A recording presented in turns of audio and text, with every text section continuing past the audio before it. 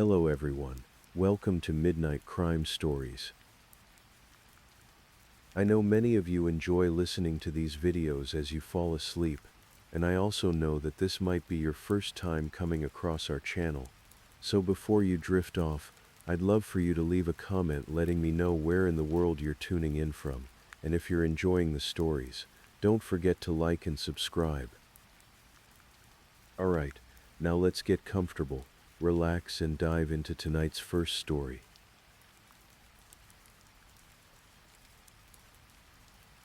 Tonight, as you settle in and let your mind drift, I want to tell you a story. It's a story about the masks we wear, the lives we curate for strangers on the internet, and the dangerous illusion that perfection can be captured in a 15-second video. This is a story that unfolded in the golden light of San Diego, in a high-rise apartment overlooking the Pacific, where dreams of internet stardom collided with a darker reality that no filter could hide. Take a deep breath, get comfortable, and let me tell you about Ali and Anna Abulaban.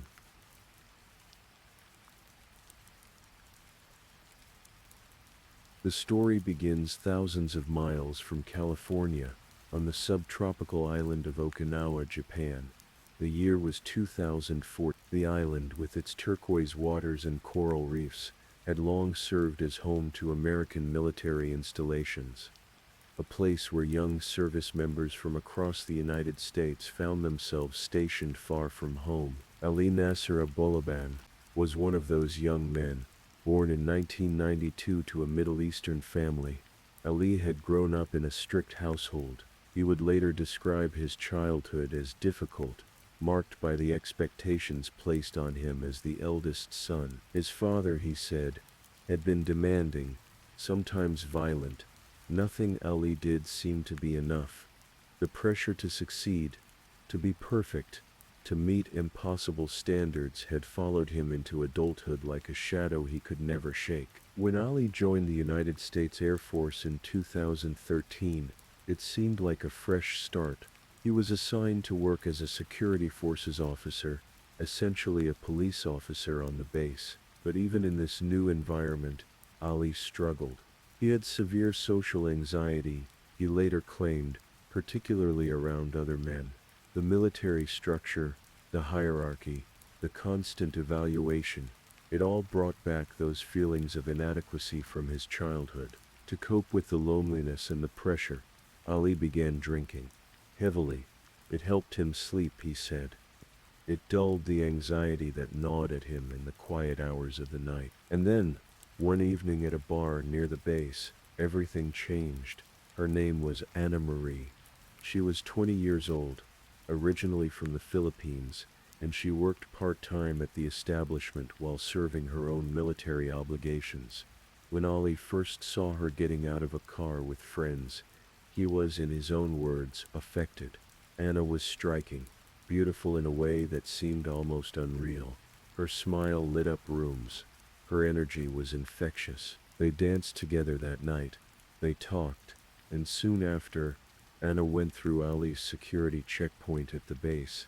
Her military identification card had expired, and Ali, seizing his chance, wrote his phone number on a ticket and handed it to her. For the next 2 months, they talked on Skype and over the phone. Their connection deepened. Friends who knew them then said there was genuine chemistry between them. Anna saw someone successful, someone with a good ranking in the military, someone who made her laugh. Ali saw someone who made him feel worthy, someone who could silence the critical voice in his head that sounded so much like his father. They seemed to everyone around them like a match made in heaven. But paradise in Okinawa wouldn't last. The incident that ended Ali's military career happened at a bar. The details remained disputed, obscured by alcohol and conflicting accounts. What was clear was this: Ali had been drinking. Anna was there. At some point, Ali got into an altercation. He later claimed he slipped and fell, crashing into Anna, but others said he had assaulted a friend of Anna's. Whatever truly happened that night, the consequences were severe. Ali was given a choice: face a court-martial or accept a voluntary discharge from the Air Force. He chose the latter. In 2015, he returned to Virginia, to his family in Bristow, his military career over before it had truly begun. Anna, meanwhile, returned to the Philippines with her family. The relationship, it seemed, had run its course. They were young, they had been stationed together in a foreign country. Perhaps it had just been a temporary connection, a bright moment in the difficulty of military life. But then Anna discovered she was pregnant. When Ali learned he was going to be a father, something shifted in him. He worked to secure a visa for Anna, a process that took time and patience. In January of 2017, Anna finally arrived in Virginia. They moved into a house together, and as Anna's pregnancy progressed, they prepared to become parents. On a spring day in 2017, their daughter Amira was born. Friends say Anna was transformed by motherhood. She adored her baby girl, dressing her in outfits that matched her own, posting pictures that radiated joy and pride. Motherhood gave Anna purpose and fulfillment. For Ali, fatherhood coincided with another dream taking shape. He had always wanted to be an actor, to be famous, to be seen. Living near Washington, D.C., he began experimenting with social media. He created accounts on Instagram and YouTube, posting short comedy sketches and impressions. He wasn't particularly original, but he was enthusiastic. He threw himself into the work with the intensity of someone who had something to prove. And then he discovered TikTok.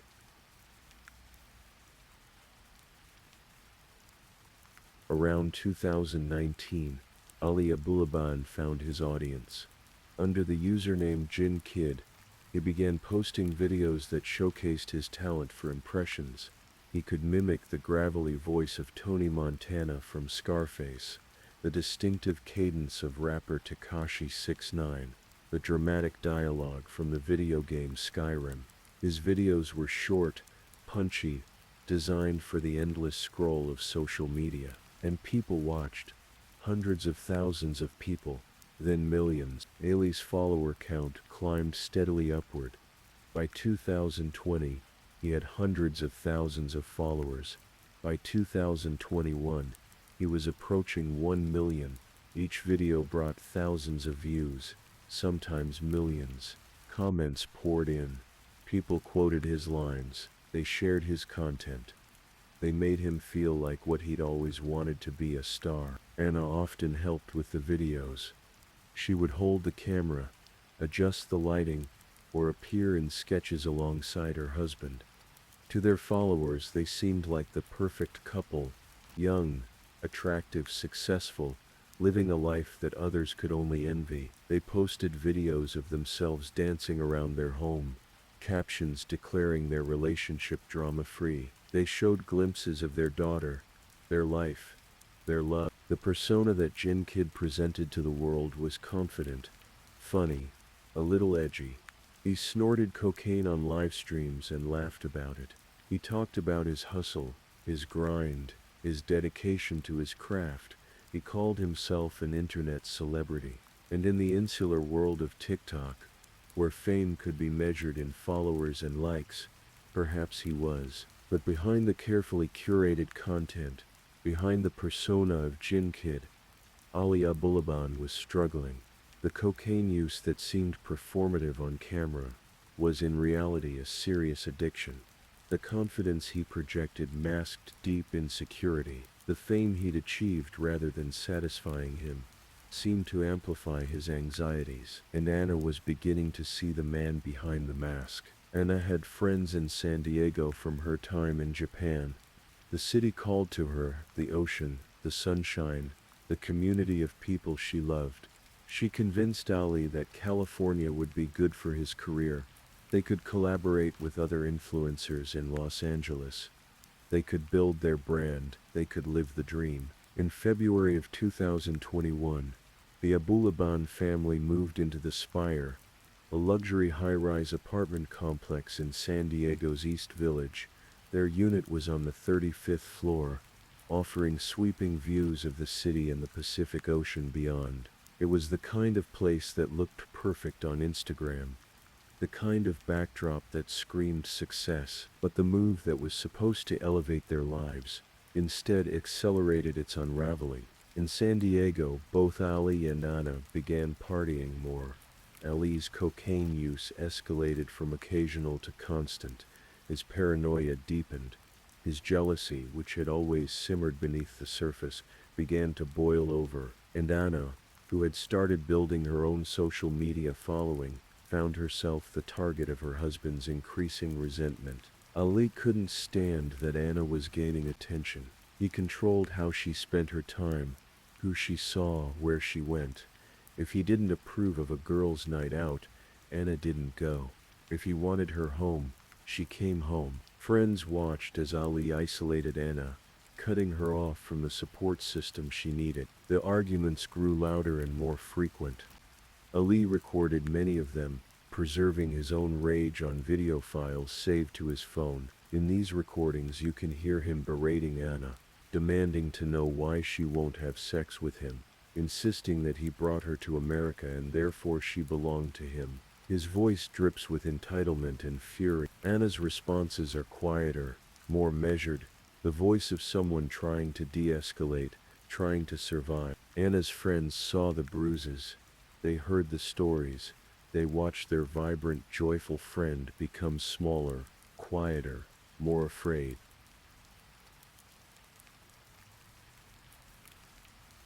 The violence that had always lurked in Ali's nature finally broke through completely. One night, during an argument fueled by cocaine and paranoia, Ali's suspicions about Anna's fidelity reached a fever pitch. He believed she was texting another man, sending intimate photos. When the fight escalated, Ali snapped. He rolled on top of Anna and punched her in the face 3 times. His fists connected with her cheekbones, her nose, her jaw. Anna had every legal reason to call the police, to press charges, to get a restraining order, but like so many victims of domestic violence, she didn't. Perhaps she was afraid. Perhaps she hoped he would change. Perhaps she thought of their daughter and wanted to keep the family intact. But the abuse continued. In one recorded incident, you can see Ali push Anna during an argument. She falls backward, her head striking the end of the bed with a sickening thud. Both of them were under the influence of drugs and alcohol, their judgment impaired, their inhibitions dissolved. Friends say that Anna stayed for Amira. She was terrified that if she left Ali, if she was deported from America, she would lose her daughter forever. Ali knew this fear and weaponized it, reminding Anna repeatedly that he had brought her to America, that she was only here because of him. In September of 2021, Anna finally went to the police. She reported the domestic abuse. Officers came to the apartment multiple times between July and October. There were 9 calls in total, each one documenting the deterioration of the marriage. Ali threatened suicide. On at least one occasion, Anna recorded him with a gun to his face while their daughter slept nearby. The videos Anna captured showed a man spiraling, unhinged, dangerous. Finally, on October 6, 2021, Anna made a discovery that changed everything. A woman contacted her to tell her that Ali had cheated on her. Anna posted a video on TikTok, exposing Ali's infidelity. For someone whose entire identity was built on his carefully curated image, this public revelation was catastrophic. Ali threatened Anna, demanded she take the video down. She complied, but the damage was done. Thousands of people had already seen it. Anna moved in with a friend. The marriage was over. On October 18, 2021, 3 days before the end, Ali agreed to move out of the apartment, so Anna and Amira could return home. He checked into a Holiday Inn Express in Mission Bay. But before he left, Ali did 2 things. First, he made a secret copy of the electronic keycard that accessed their apartment. Second, he installed a listening application on his daughter's iPad. an app called Discord that would allow him to eavesdrop on conversations in the apartment in real time. Then he left, and he waited.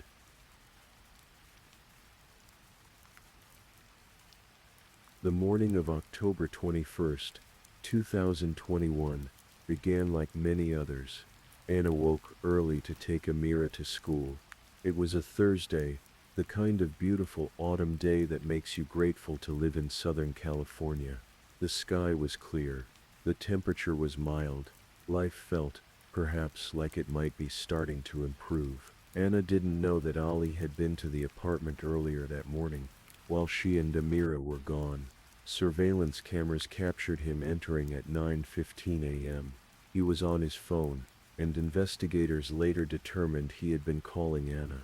"Where are you?" he demanded. "I know you're lying. I know you're cheating on me." Inside the apartment, Ali's rage manifested in destruction. He smashed a pumpkin on the floor. He threw Anna's clothes, what he called her slutty clothing, down the trash chute.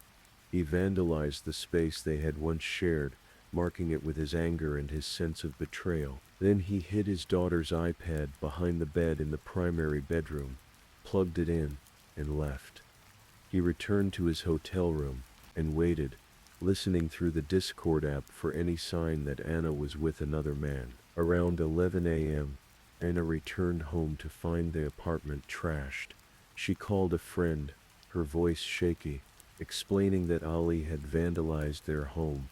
She said she was going to clean it up before Amira came home from school, so their daughter wouldn't be confused or scared. She said she was going to get a restraining order. She asked her friend to pick Amira up from school, and then she called Rayburn Cardenas Barron, known to everyone as Ray. Ray was 29 years old, a friend to both Ali and Anna, though Ali had long been jealous of him.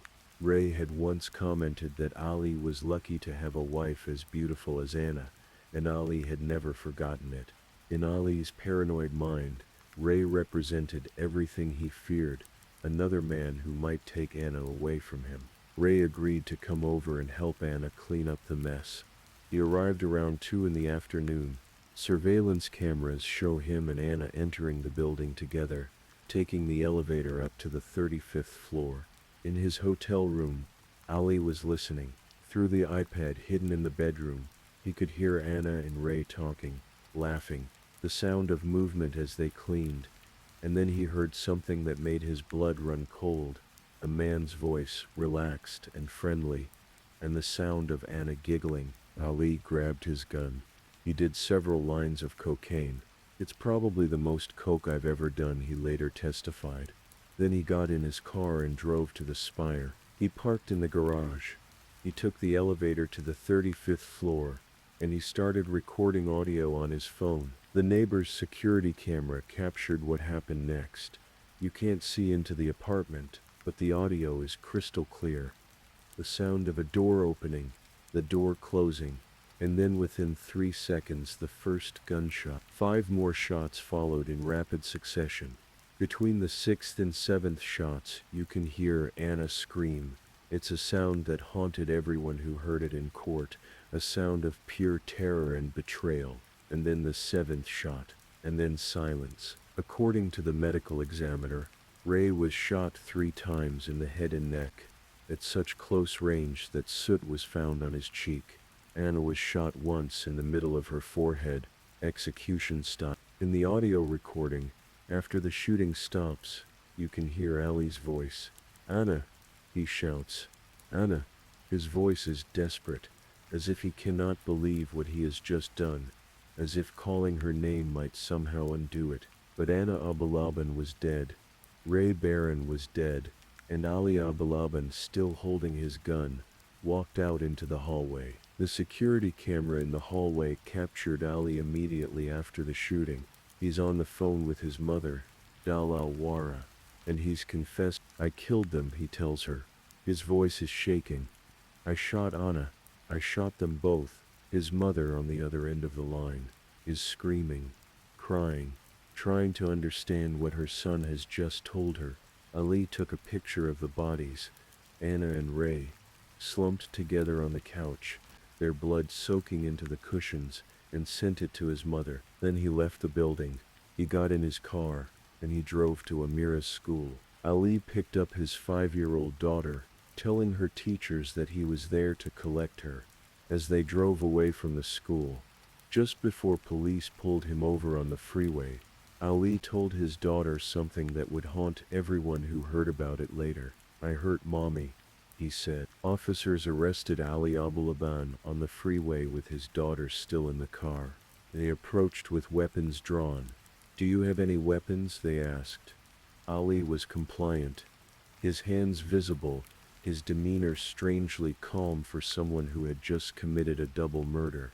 At the police station, Ali confessed, but over time, his story would change. Initially, he admitted to the killings.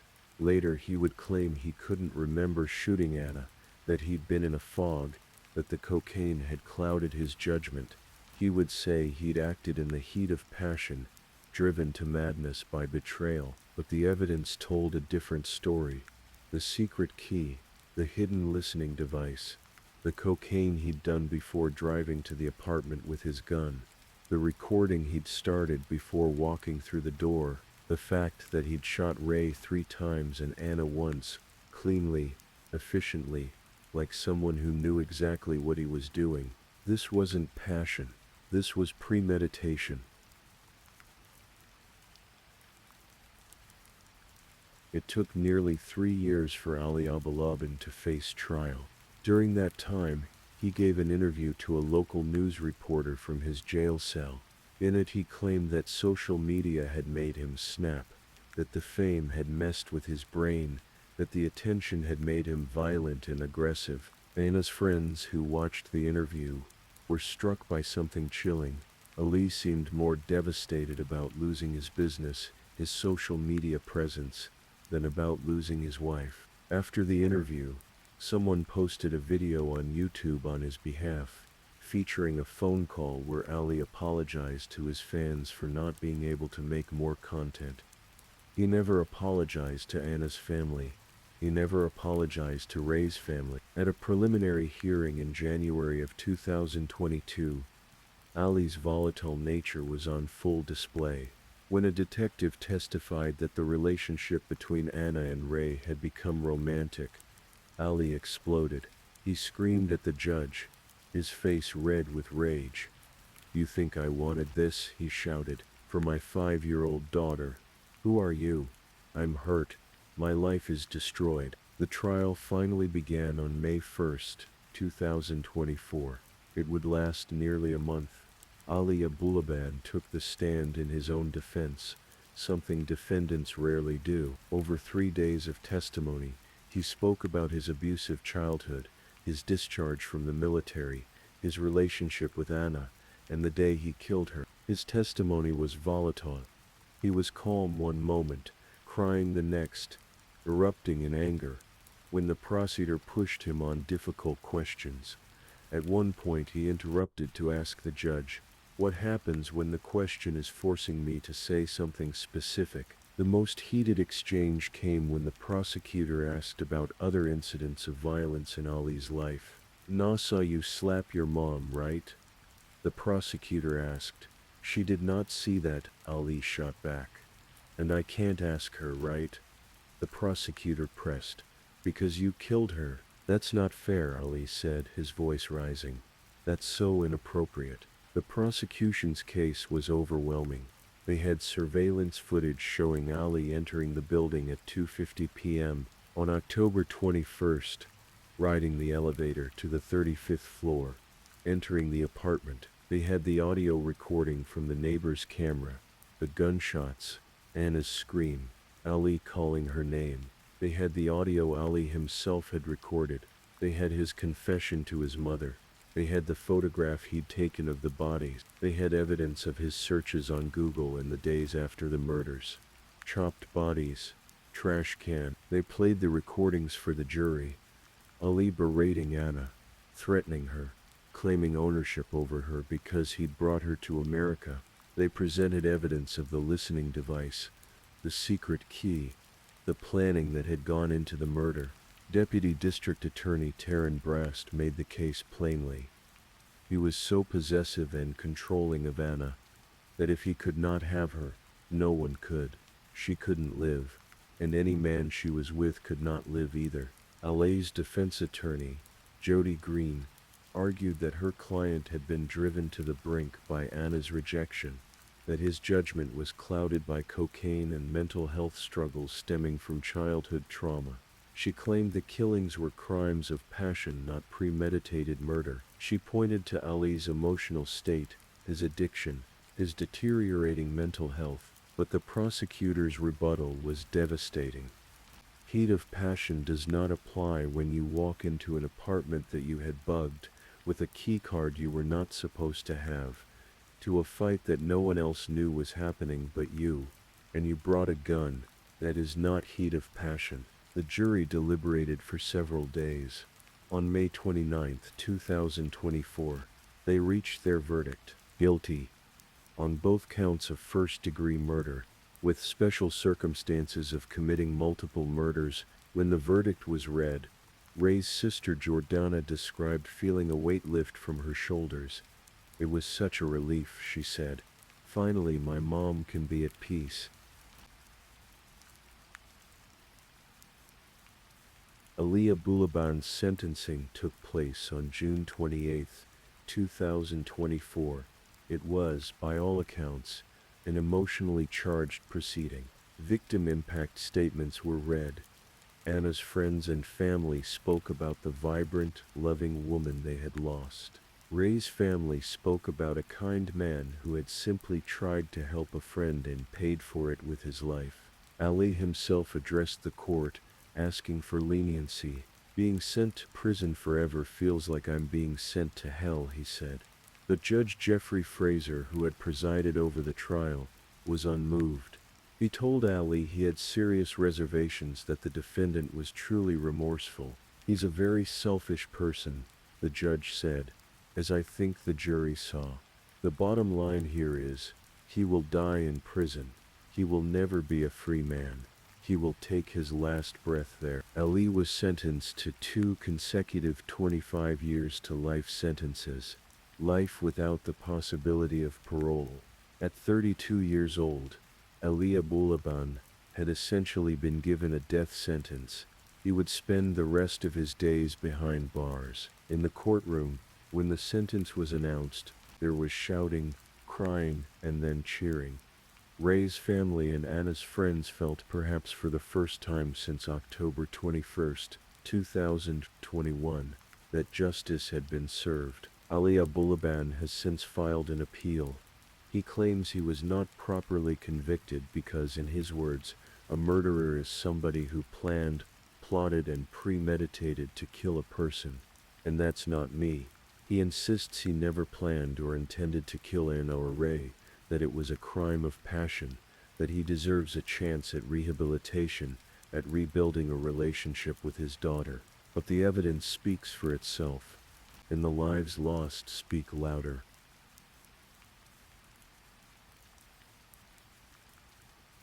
The story of Ali and Anna Abulaban is in many ways a story about our modern age, about the performative nature of social media, where we curate perfect lives for strangers while hiding our pain behind filters and clever captions, about how fame, even minor internet fame, can warp a person's sense of reality, making them believe they deserve worship, that their needs supersede everyone else's. Clinical psychologist Dr. Joni Johnston, interviewed for a documentary about the case, noted something significant. Ali's favorite character to impersonate was Tony Montana from Scarface, a violent, narcissistic anti-hero who famously declares, "Say hello to my little friend," before unleashing violence. The choice, Johnston suggested, was revealing. Ali didn't just play violent characters, he admired them. He wanted to be them. Rolling Stone journalist Andrea Marks, who covered the case, put it this way: "Social media can be really dangerous in the hands of the wrong person." He clearly had a very unhealthy relationship to social media, that muddied his understanding of reality and seemed to shape his impression of what was an acceptable way to behave. Anna's friends remember her differently. They remember her laughter, her warmth, her dedication to her daughter. They remember a woman who tried so hard to make her marriage work, who stayed far too long because she was afraid of losing her child, who finally found the courage to leave and was killed for it. Ray's family remembers a kind man who loved children, who was looking forward to becoming a father himself someday, who simply tried to help a friend in need. Both of them died on a couch in a luxury apartment overlooking the Pacific Ocean, killed by a man who claimed to love one of them and saw the other as a threat to his ownership of her. In the years since, TikTok has removed Ali's account. His videos, which once garnered millions of views, are gone. The persona of Jin Kid exists now only in clips used as evidence in court, in documentaries about his crimes. The followers have moved on to other content creators, other personalities, other 15-second bursts of entertainment. Amira, Ali, and Anna's daughter, is growing up without her mother and without her father. She will carry the weight of this story for the rest of her life, always knowing that her father killed her mother. As for Ali Abulaban, he sits in a California prison, filing appeals, insisting he is not a murderer by the legal definition, but 2 people are dead by his hand, and all the followers in the world, all the views, all the fame he once chased so desperately, cannot change that fact. So if this is your first time listening to one of our true crime stories, welcome to Midnight Crime Stories, where we explore these cases in a calm and respectful way. I also want to take a moment to appreciate my amazing subscribers who've been rocking with me. Thank you so much for your continued support. If you're still awake and listening, don't forget to drop a comment. Let me know where you're tuning in from and the current time in your corner of the world, or just say something to let me know you're still here. And if you haven't already, be sure to like this video and subscribe so you don't miss our next true crime stories for sleep. Now let's move on to our second story.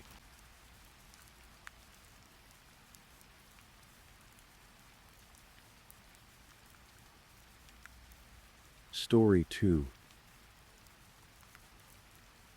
Tonight we're going to explore a story that speaks to something many of us fear, the moment when the system meant to protect us fails. This is a story about a woman named Charity, a mother who saw what was coming, who reached out for help, and who fought with everything she had to protect her children.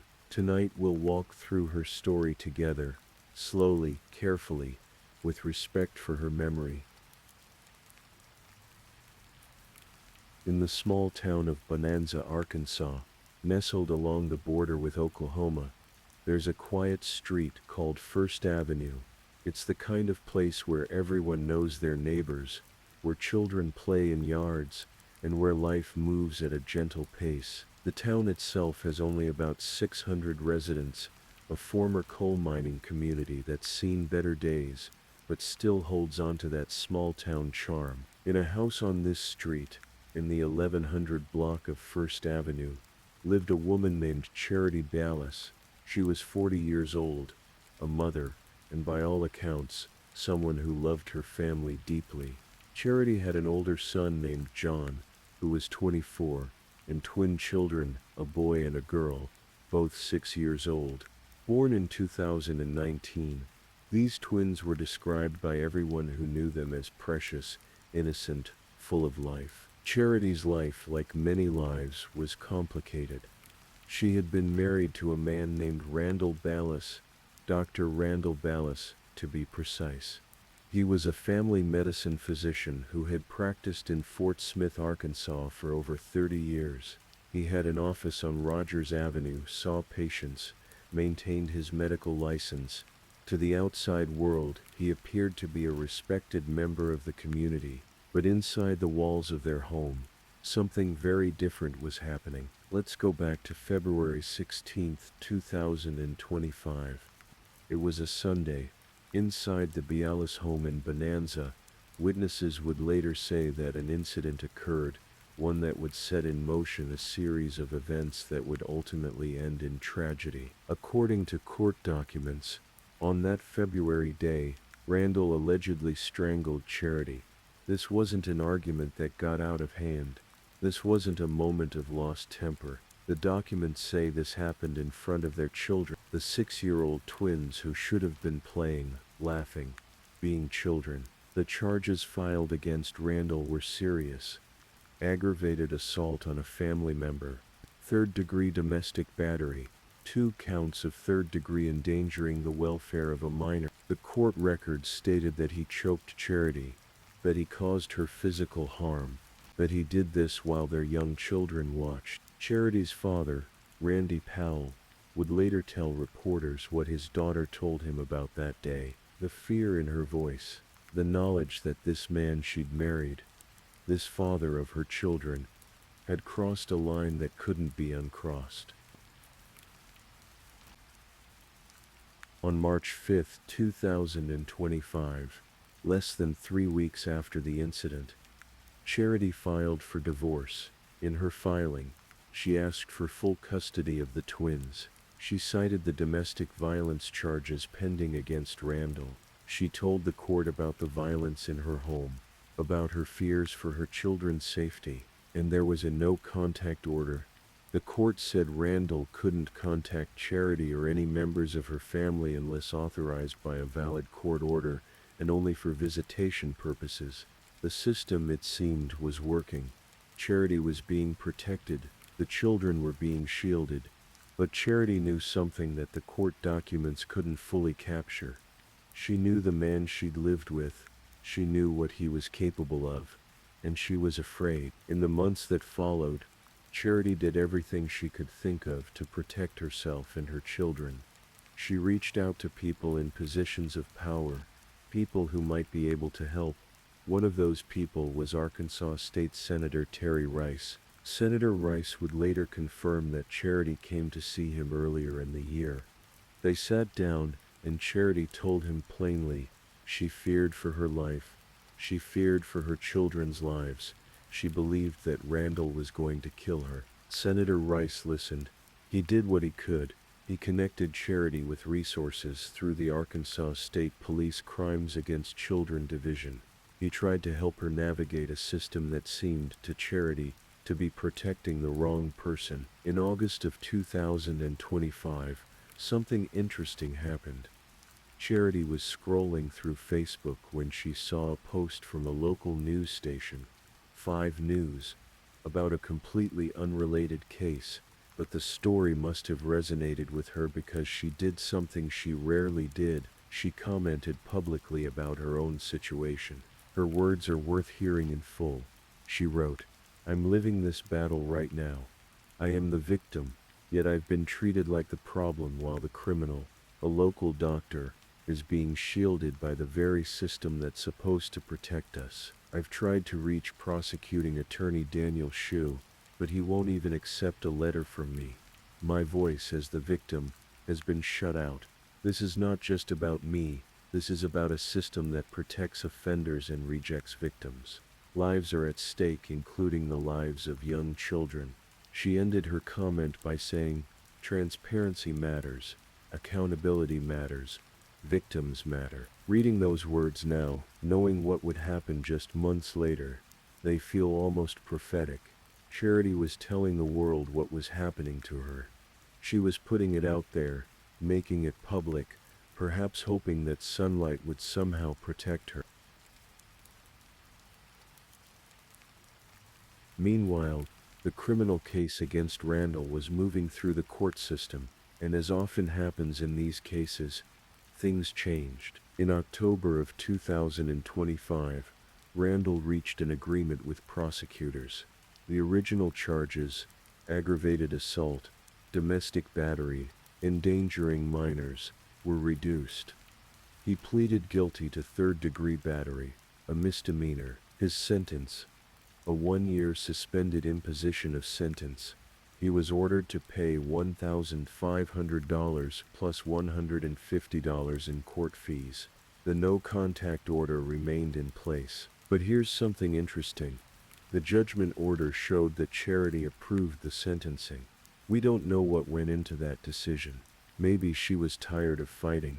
Maybe she hoped that this would be enough. Maybe she believed that with the divorce proceeding, with the court orders in place, she and her children would finally be safe. Her older son, John Powell, would later say that his mother fought for 9 months to save her life and the lives of her babies.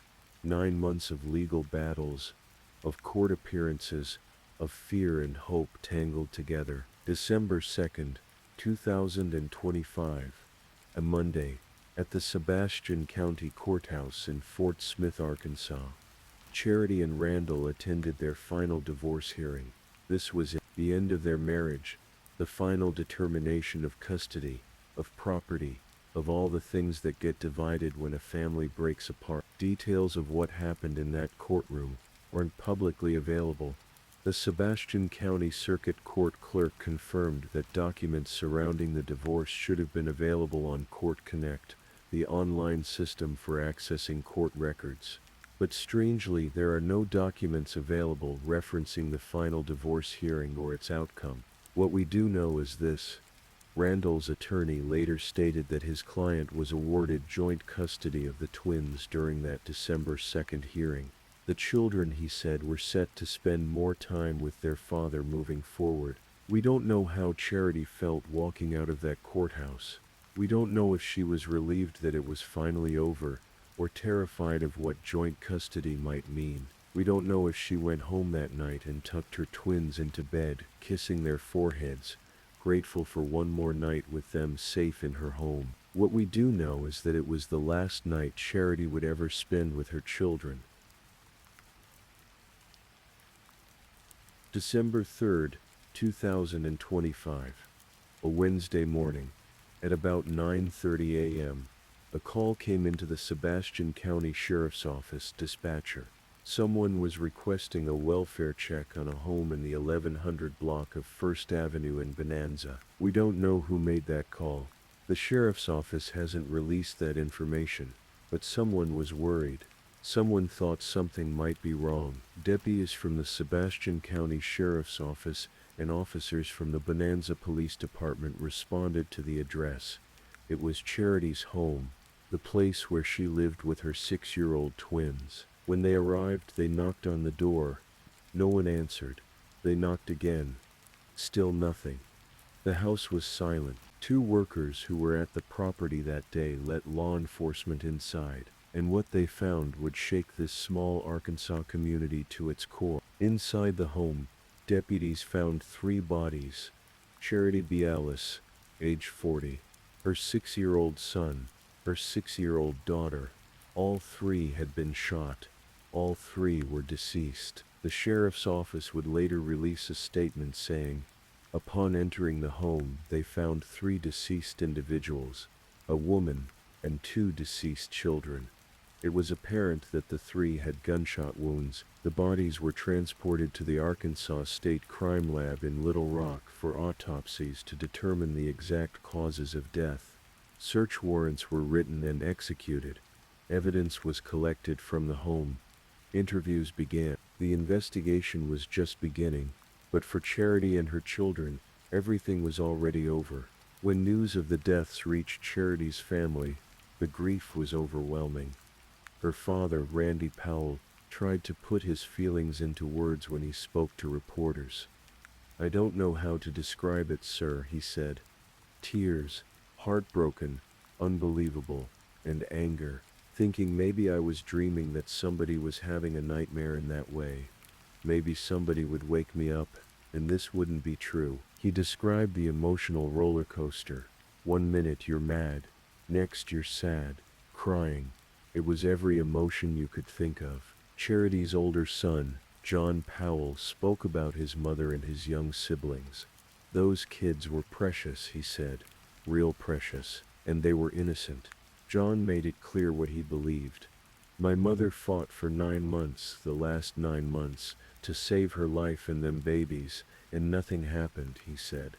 Now, all 3 of them is dead. He spoke about his mother's love for her children. I know my mom would have fought tooth and nail to protect them, he said. adding that maybe that's why she was found with 2 gunshot wounds. And John said something else. Something that showed just how deep the fear ran in this family. "Well, I'm scared to death for my life at this point," he said. Randy Powell was more direct about what he believed happened. He told reporters that there was no doubt in Charity's mind that her ex-husband was going to kill her. He said there was no one else who had any reason to harm Charity or her children. He believed that Randall killed his daughter for financial gain, and because of hatred. Here's where the timeline gets particularly interesting and troubling. On December 4th, 2025, the day after Charity and her children were found dead, Randall's attorney filed a motion to dismiss the divorce case.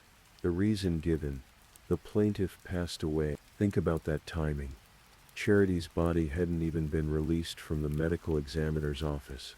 Her family was still in shock, trying to process what had happened, and already a legal motion was being filed to dismiss the divorce. Randy Powell had his own interpretation of this action. He believed that Randall filed for dismissal to get everything Charity would have gotten in the divorce.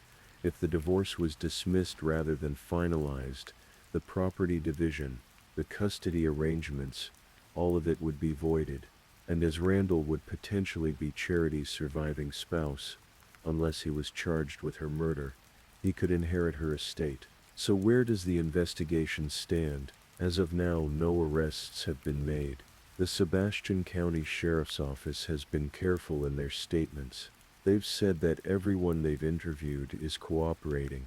They've said the investigation is ongoing. They've said they're waiting for autopsy results and continuing to review evidence. Notably, in early statements, deputies said that Randall Bialis was not a suspect.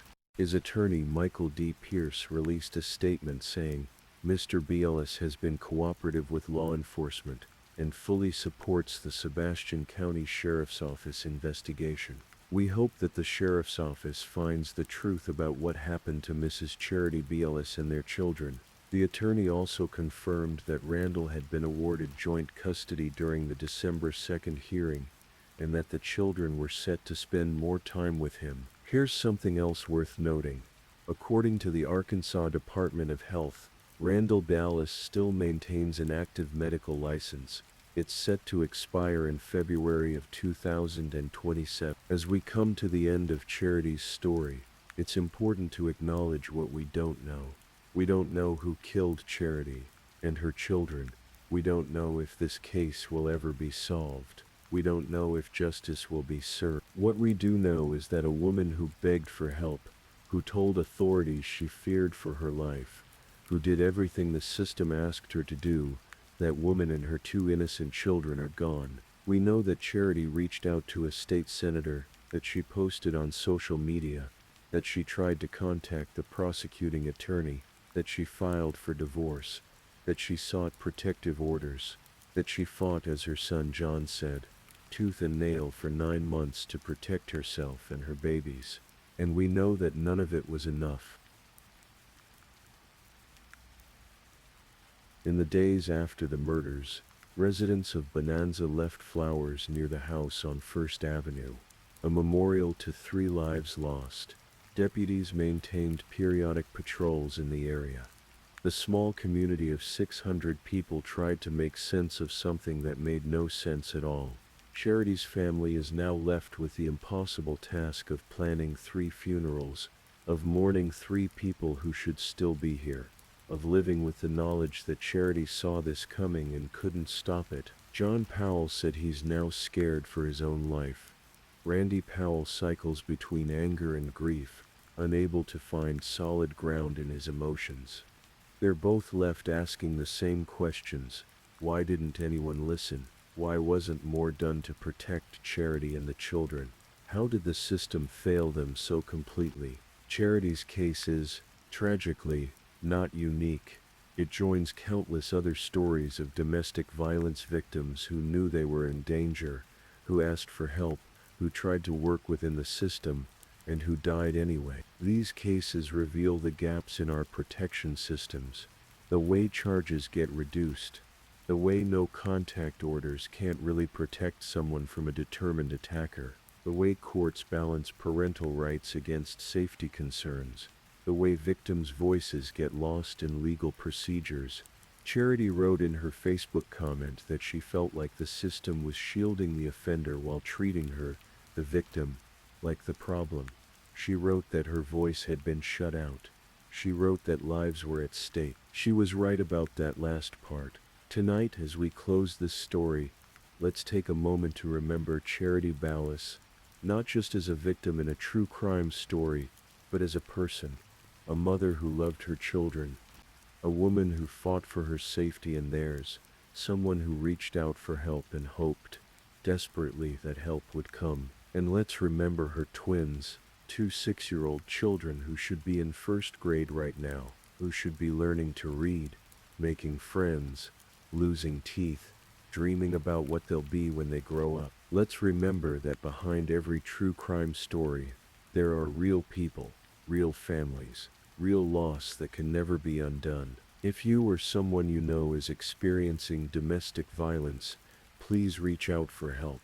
The National Domestic Violence Hotline is available 24 hours a day, 7 days a week, at 1-800-799-7233. You can also text START to 8878. You deserve to be safe. You deserve to be heard. You deserve to be protected. Please, if you're still with me, let me know in the comments. Tell me the time in your corner of the world, or just say something to show you're still awake. And remember to like and subscribe if you enjoy these midnight stories. Alright, let's continue with our third story.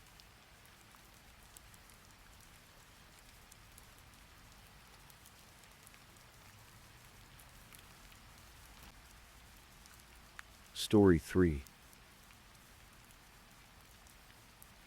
In the rolling hills of Cherokee County, Georgia, there stood a sprawling estate that seemed almost too beautiful to be real. 10 acres of carefully manicured land, tucked away on Purcell Lane in a quiet community called Freehold. The property was home to Gary Wayne Ferris, a man known to everyone as Big Daddy, and in many ways the nickname suited him perfectly. Gary was born on June 27, 1960 in the small city of Tuscumbia, Alabama. He was the eldest of 4 children, raised in a household that, while not wealthy, was rich in love and warmth. From an early age, Gary knew what he wanted. He would tell his family and friends that he was going to be a lawyer, not just any lawyer, but a successful one. And Gary Ferris was nothing if not a man of his word. He met Melody when they were both young, barely more than teenagers. There was something between them, a spark that seemed promising at first. They married young, and while Gary was still in his sophomore year of college, they welcomed their first child, a son they named Chris. Being a father so young might have derailed some people, but not Gary. He worked nights to support his growing family, coming home during the day to help care for the baby. He studied relentlessly, pushing through law school with determination that impressed everyone who knew him. By the time he passed the bar in Alabama, Gary and Melody had built what looked like a solid foundation. They would go on to have 3 more children, Scott, Emily, and Amanda. 4 kids, a growing career, the American dream, piece by piece. In 1995, Gary's career took a significant turn. The prestigious law firm Burr & Forman asked him to open and manage a new office in Atlanta, Georgia. It was the kind of opportunity that comes once in a lifetime. Gary accepted, passed the Georgia State Bar, and threw himself into building something extraordinary. He specialized in commercial real estate law and business law, fields that demanded precision, intelligence, and an understanding of complex financial structures. Gary excelled at all of it. His colleagues at Burr & Forman would later describe him as brilliant. A workaholic, yes, but never at the expense of his family.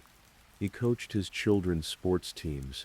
He made time for family dinners. Early on, the Ferris family vacations were modest, often tagged on to wherever Gary had a law seminar. But as the years passed and Gary's reputation grew, so did the family's comfort. They moved to that beautiful 10-acre property on Purcell Lane. Life, by all appearances, was good. Gary's law partner would remember him as generous, almost to a fault. If someone in the family needed money, Gary was there with his credit card, a loan for a down payment, a gift to help someone through a rough patch. Gary was, as one person put it, the family Santa Claus. He was 6 feet 4 inches tall, weighed around 300 pounds, and had a presence that filled any room he entered. Big Daddy indeed. But beneath the surface of this seemingly perfect life, cracks were forming. Deep cracks. By the time the 2010s arrived, the marriage between Gary and Melody had changed, not suddenly, but gradually, the way a foundation settles and shifts over years. They still lived in the same house, but they had begun living separate lives under that same roof. Gary had claimed the basement as his domain. Melody occupied the upper floors. They coexisted, but the warmth that once connected them had cooled to something distant and transactional. Financial tension began to define their relationship. Gary controlled the family finances completely. He was, after all, the sole breadwinner. His income from Burr and Foreman supported everyone, including their adult children who still relied on him financially. But Melody felt stifled. She would later tell people that she had to ask permission to spend money, that she felt trapped in a gilded cage. There were other complications. Whispers of affairs. On Melody's part, there were multiple relationships over the years. One lasted from around 2008 to 2010. Another connection would prove to be even more significant. A relationship with a man named Roy Barton, known to everyone as Rusty. Rusty lived in Tennessee, and Melody would drive hours to spend time with him. She used burner phones to communicate with him secretly, a detail that would later seem telling. In the 6 months before Gary's death, Melody and Rusty exchanged over 3,000 text messages. Gary, too, had formed an emotional connection with someone outside his marriage. His legal assistant, Angela Phillips, testified later that she and Gary had grown close, very close. They shared an intimate relationship for about a year and a half, though Angela would say she kept things professional after meeting Melody. Still, the connection was there. Gary confided in Angela about his marriage troubles, about Melody's spending, about her affairs. Angela would recall something chilling that Gary told her once. He said that if he died mysteriously, she would know what to tell Datline. It was said as a dark joke perhaps, but the words would echo later with terrible significance. The family dynamics were equally strained. Gary's adult children had complicated relationships with their parents. Chris and Scott, the 2 oldest sons, relied on their father financially. Scott, in particular, lived on the property with his parents, managing day-to-day operations of the farm. His work and personal expenses were all covered by Gary. But there was tension.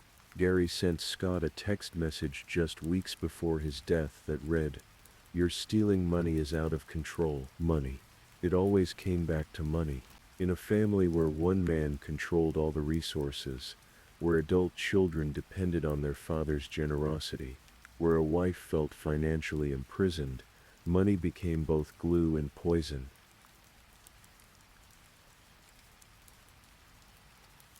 The summer of 2018 arrived hot and humid in Cherokee County. July 3rd was a Tuesday, a day that would later be reconstructed minute by investigators trying to piece together what happened. That afternoon, Gary was at work, responding to emails from his assistant Angela as usual. He was known for being quick to reply, always on top of his correspondence. But around 3:30 in the afternoon, the emails stopped. Angela found this unusual but not alarming. Not yet. Gary's last known communications placed him alive on the evening of July 3rd. His cell phone records would later show activity until around 6:24 p.m. on July 4th. And then nothing. The phone went silent. The last location ping came from the cell tower near the Purcell Lane property. Back at the house, Melody told a different story. She said she last saw Gary on July 3rd. She claimed he had started a fire on the property in the days prior, something to burn debris and brush. This was not unusual. The property required maintenance, and burn piles were common in rural areas. July 4th passed. July 5th arrived, and that's when everything changed. Scott Ferris, the second eldest son, was the one who made the discovery. He walked out onto the property that morning, heading toward the burn pile about 100 yards from the main house. What he found there would haunt him forever. Human remains, extensively burned, in a pile that measured about 15 feet wide and 5 inches deep. Scott called 911. The recording captured his panic, his voice breaking as he tried to explain what he'd found. When the ambulance arrived, a paramedic would later testify that Scott met them at the end of the driveway, repeating over and over that he knew what a burned body looked like from his time serving in Iraq. First responders arrived at the scene within minutes. Cherokee County Sheriff's deputies secured the area. At first they wondered if this might have been an accident. Perhaps Gary had suffered a medical episode and fallen into the fire. He was known to have spells, moments of exhaustion and dry mouth that would overcome him suddenly. Could he have collapsed into the flames? But as investigators began their work, that theory crumbled quickly. The forensic team worked through the night on July 5th, documenting everything, sifting through ash and bone. The remains were so badly burned that only about 33 pounds were recovered from a man who had weighed 300 pounds in life. Dental records would eventually confirm what everyone feared. This was Gary Ferris. And then came the discovery that transformed everything from possible accident to definite homicide. Lodged in one of Gary's ribs, investigators found a bullet, a .38 caliber round. Gary Ferris had been shot. The Georgia Bureau of Investigation was called in. Their crime lab would spend months analyzing every piece of evidence from the scene. But even before those results came back, investigators knew they were dealing with murder. The question was, Detective Daniel Hayes from the Cherokee County Sheriff's Office took the lead on the investigation. He and his team began interviewing everyone connected to the family, and what they found was a household divided, a family where nearly everyone had some reason to want Gary Ferris dead, or at least some tension with him over money. When investigators entered the house that first day, one officer noticed the smell of cleaning solution, possibly bleach. They began searching the home methodically. In the basement they found blood, not just a spot or two, but a trail. Blood in what appeared to be the master bedroom. Blood leading from the kitchen, down the stairs, across the lower level. Forensic testing would confirm it was Gary's blood. They also found a spent bullet on the floor of the basement. A .38, matching the caliber of the bullet found in Gary's rib, but they never found the gun. Melody cooperated with the initial investigation, answering questions, allowing investigators to test her hands for accelerants. The tests came back negative. Scott also submitted to testing, also negative, but the interviews revealed fractures in the family that ran deep. Scott told investigators something significant. There was a gun missing from the property, a .38 caliber handgun that he had seen in the basement, but which was now gone. He mentioned this almost immediately, which would later strike some as suspicious. Why would that be the first thing on his mind? As the investigation deepened, Detective Hayes and his team uncovered the extent of Melody's affair with Rusty Barton. When first questioned, Melody denied having any extramarital relationships. Then she admitted to the affair but claimed it had ended a year before Gary's death. This, investigators would prove, was a lie. Phone records showed thousands of texts and calls between Melody and Rusty right up until the time of Gary's death. Rusty Barton himself would become a crucial witness. Investigators tracked him down in Tennessee and brought him in for questioning. What he told them was damning. Rusty said that on July 4th, the day after Gary was last seen alive, Melody called him. During that phone conversation, Rusty asked where Gary was. According to Detective Hayes' testimony, Melody's response was chilling. He's on the burn pile. This statement came before Gary's remains were officially discovered.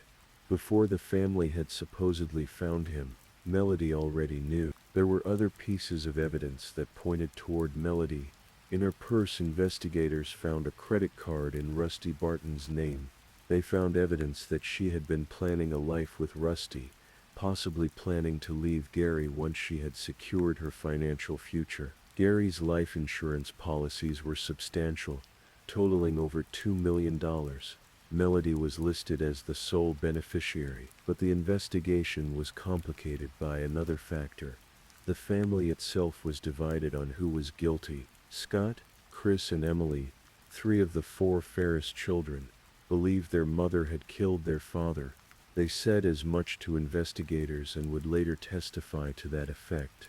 But Amanda, the youngest, stood by her mother. She believed in Melody's innocence completely.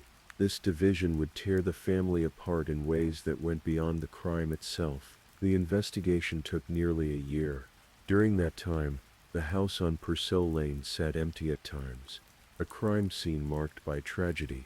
The property was eventually listed for sale at $1.295 million, though by then it carried the weight of what had happened there. In June 2019, almost exactly 1 year after Gary's body was found, Cherokee County authorities arrested Melody Ferris.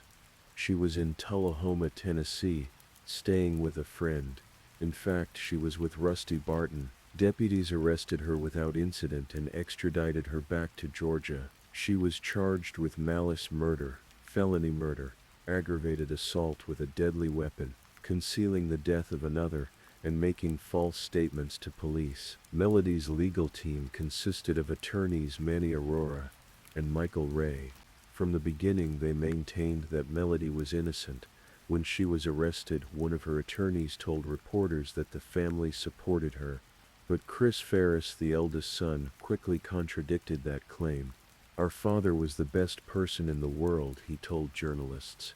"This is very embarrassing for our family." Melody was granted a $250,000 bond in November 2019, with strict conditions. She had to surrender her passport, wear an ankle monitor, adhere to a curfew, and stay with her daughter Amanda in Hall County. She was forbidden from contacting any witnesses. For the next 5 years, while the legal process ground slowly forward, Melody lived under these restrictions. The case finally went to trial in October 2024. By then, more than 6 years had passed since Gary's death. The wounds in the family had not healed. If anything, they had deepened. The prosecution was led by Assistant District Attorney Megan Frankish and Deputy Chief Assistant District Attorney Jeffrey Fogus.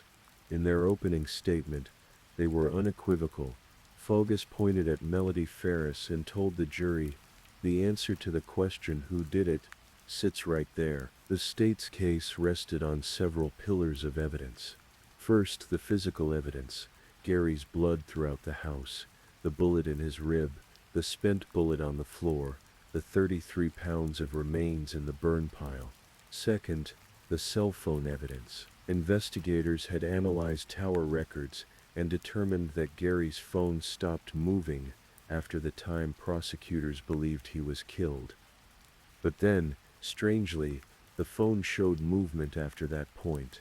Movement on the property. The prosecution argued that only one person could have been moving that phone: Melody. Third, there was the statement to Rusty Barton, "He's on the burn pile," before anyone else supposedly knew. Fourth, the financial motive. Gary controlled all the money. Melody wanted financial freedom.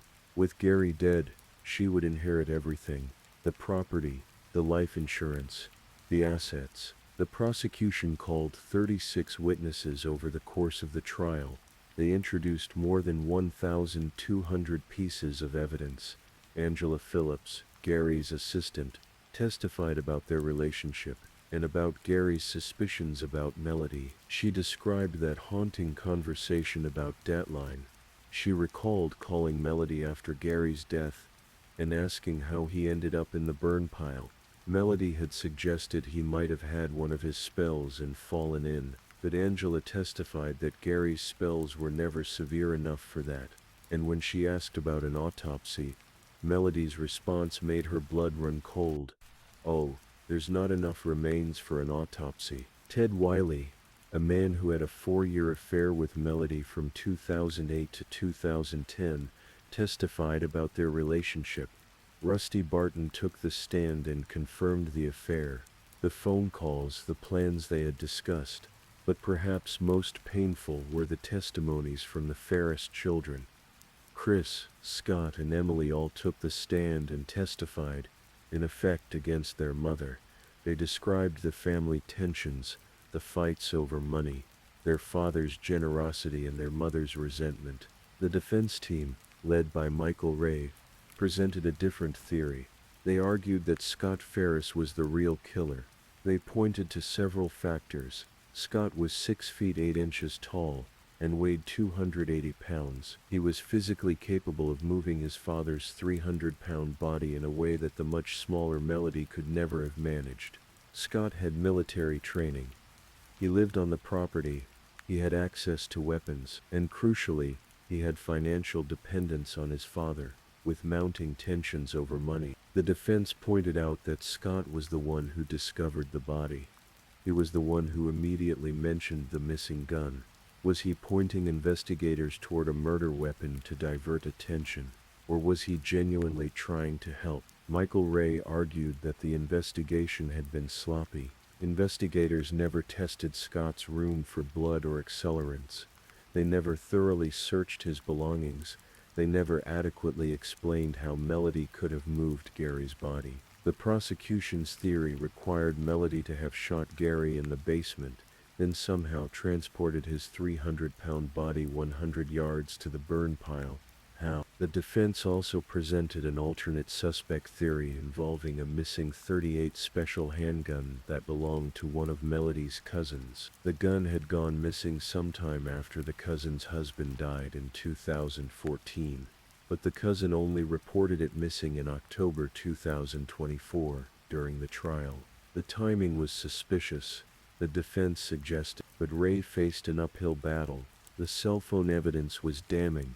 The statement to Rusty Barton was difficult to explain away, and the motive, the financial incentive, weighed heavily against Melody. Melody herself never took the stand.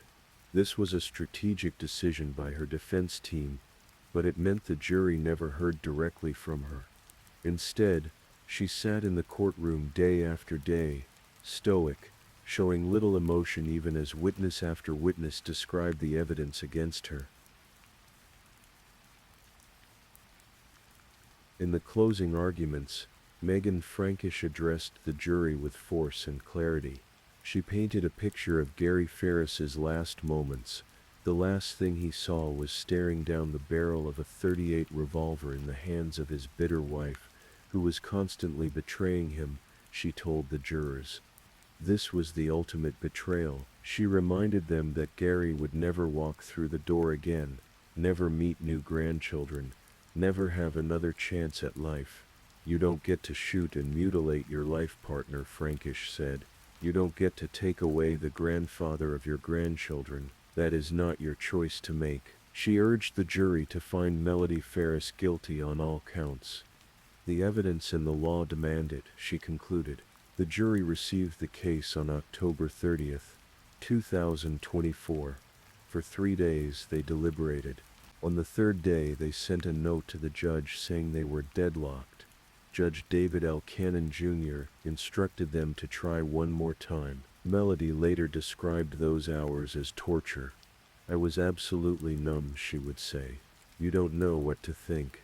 Just a few hours after the judge's instruction, the jury reached a verdict. Guilty. Guilty on all 5 counts. Malice murder, felony murder, aggravated assault, concealing the death of another, and making false statements. Melody Ferris stood as the verdict was read. Her face remained impassive, betraying no emotion. But inside, as she would later describe, something broke. The sentencing hearing came on December 5, 2024, in Georgia. A conviction for malice murder carries a mandatory sentence of life in prison.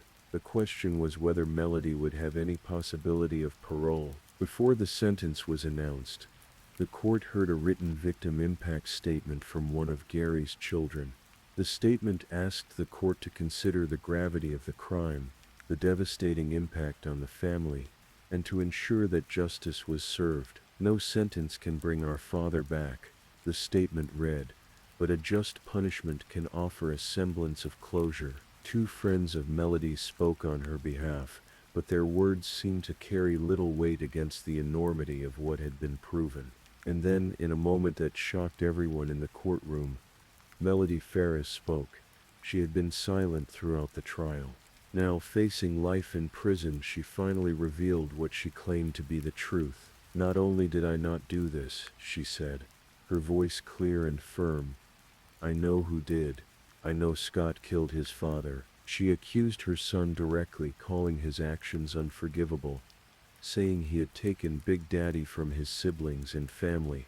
She said that her mother had told her to take the blame for what happened. It was a stunning accusation, made at the very end, after the verdict had been rendered.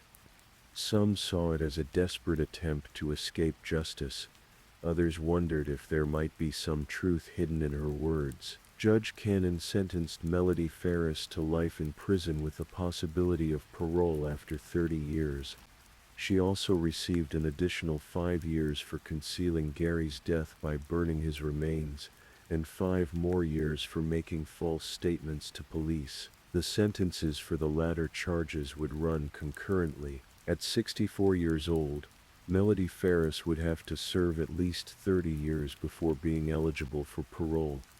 If she served the full 30 years, she would be 94 years old. Scott Ferris, for his part, sat down with journalists after the trial, and categorically denied his mother's accusations.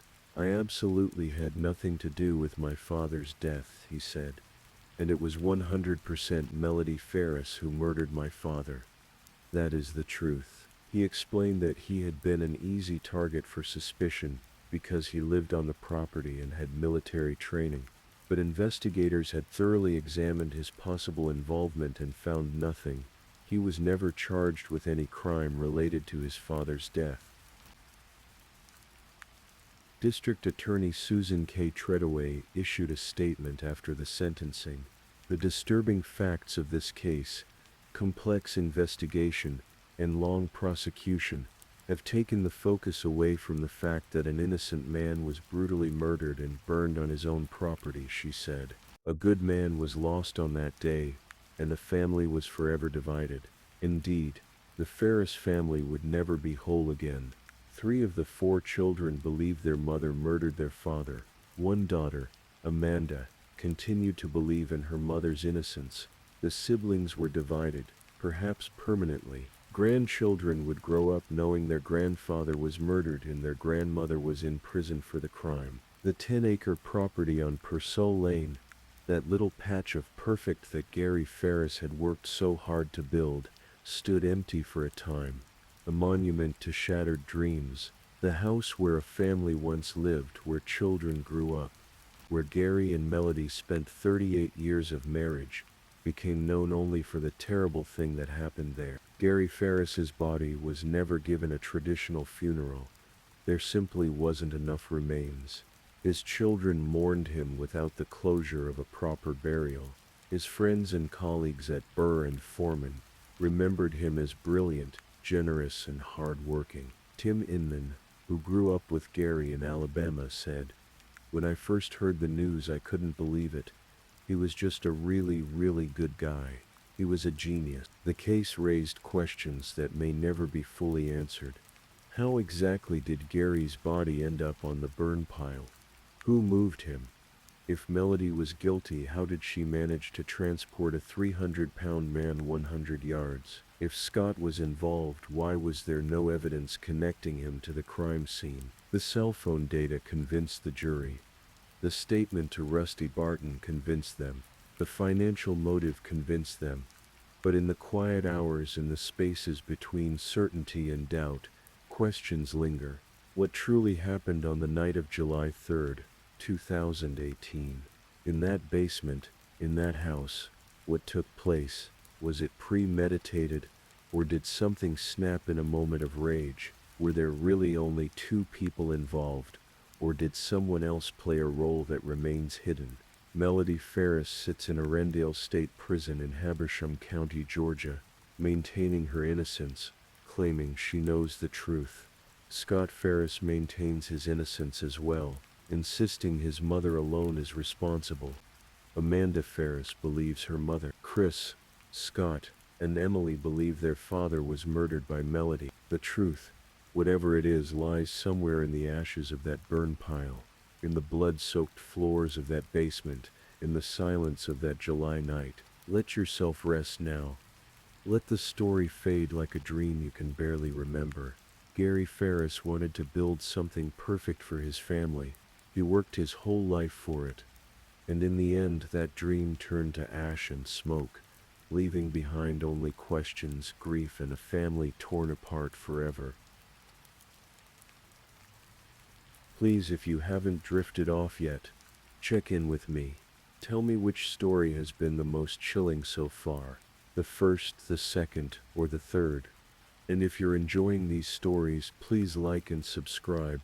It really helps the channel grow. Now, let's move on to story number 4.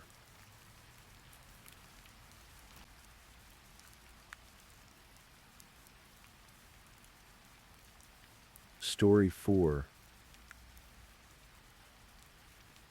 Tonight I'm going to tell you a story that unfolds slowly, carefully, like pages turning in an old book.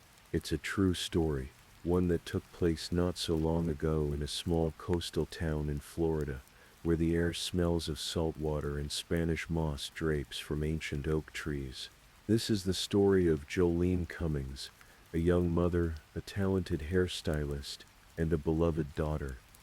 It's also the story of a woman who wore many faces and many names, who moved through the world like a ghost, leaving questions in her wake.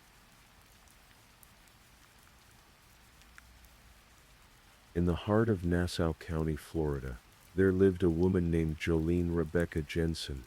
She was born on May 13, 1984, on a spring day that would later become Mother's Day in the year of her disappearance. Her mother, Ann Johnson, remembered the moment Jolene entered the world with perfect clarity.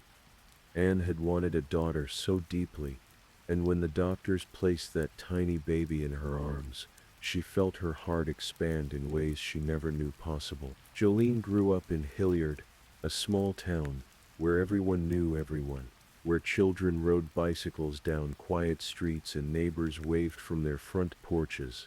Her family called her JoJo, and she was, by all accounts, a girl filled with light. Anne raised her daughters with love and determination, instilling in them a sense of adventure and independence.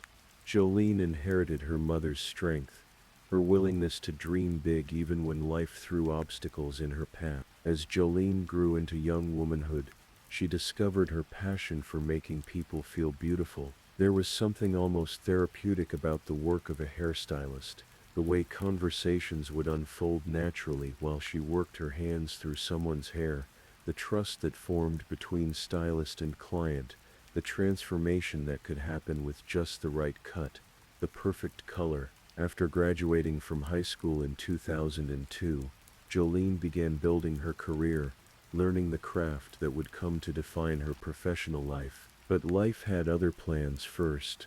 Not long after graduation, Jolene discovered she was pregnant. She was young, perhaps younger than she'd hoped to be when starting a family, but she embraced motherhood with the same determination she brought to everything else. Her daughter became the center of her world. Though that first relationship didn't last, Jolene never let it diminish her spirit. She was a survivor, a fighter, someone who believed that better days were always ahead if you worked hard enough for them. Years passed. Jolene continued to perfect her skills as a hairstylist, building a reputation in Nassau County for her talent and her warm personality. She had a way of making people feel heard, truly heard during those hours they spent in her chair. Clients would book appointments with her months in advance, not just for her technical skill but for the experience of being in her presence. And then, in her late 20s, Jolene met Jason Cummings. He was kind to her daughter, treating the little girl as if she were his own. For Jolene, this meant everything. They fell in love, or what felt like love at the time, and in 2012 or 2013, they married. That same year, they welcomed a son into the world, a baby boy who would be joined by a brother about 2 years later, in 2015. Suddenly, Jolene was the mother of 3 children, head of a blended family of 5. She worked long hours at Tangle's hair salon in Fernandina Beach, building her clientele through word of mouth and social media, creating a loyal following of customers who trusted only her with their hair. She would post photos of her work online, showcasing dramatic transformations and subtle refinements, her pride in her craft evident in every image. But even as her professional life flourished, her marriage began to crack. By 2017, after several years together, Jolene and Jason decided to separate. The love that had once bound them had eroded under the weight of everyday struggles, disagreements that couldn't be resolved, fundamental incompatibilities that became impossible to ignore. They filed for divorce, but they tried, truly tried, to remain cordial for the sake of their children. They worked out a custody arrangement. They communicated about school events and doctor's appointments. They did their best. By the spring of 2018, Jolene was 33 years old. She was navigating single motherhood, building her business, and looking toward the future. Her mother, Anne, remained one of her closest confidants. They spoke regularly, sharing the mundane details of daily life and the bigger dreams they held for what was to come. Jolene never missed Mother's Day. Never. She always made sure to call her mother, to send flowers, to express her gratitude for the woman who had raised her. May of 2018 should have been a time of celebration. Mother's Day fell on May 13th that year, which also happened to be Jolene's 34th birthday. She had plans to pick up her 3 children from Jason's house in Hilliard on May 12th, spend the weekend with them, and celebrate both occasions together. It should have been a joyful time, a milestone, the kind of weekend that creates lasting memory. But Jolene Cummings never made it to that celebration. And the reason why would unravel a mystery that stretched across decades and revealed a woman living in the shadows, a woman with 18 different names and a past she was desperate to keep hidden. To understand what happened to Jolene Cummings, we must first understand Kimberly Lee Kessler. She was born on May 9, 1968, in Butler, Pennsylvania, a small town about 35 miles north of Pittsburgh. Butler was the kind of place where people stayed for generations, where family roots ran deep, where everyone knew your name and your business. But Kimberly Kessler didn't want to be known. From an early age, something set her apart. People who knew her in high school would later describe her as odd, secretive, someone who seemed to be hiding even when she had nothing to hide. There were whispers of violence even then, stories of her trying to hit her brother with a baseball bat, tales of a temper that could ignite without warning. As Kimberly grew into adulthood, she remained in Butler, working various jobs, living what seemed like an ordinary life. But inside, something was building, some deep dissatisfaction or fear or need for escape that would eventually consume her. Her relationships were troubled. One former boyfriend would later tell investigators a chilling story about their time together. He said Kimberly could seem kind and normal one moment, then snap if something triggered her, He recalled how she once stabbed him in the chest, how she bit his father in the leg. These weren't minor outbursts. They were violent eruptions that suggested something fundamentally broken in the way she related to other people. Then, in July of 2004, when Kimberly was 35 years old, she disappeared.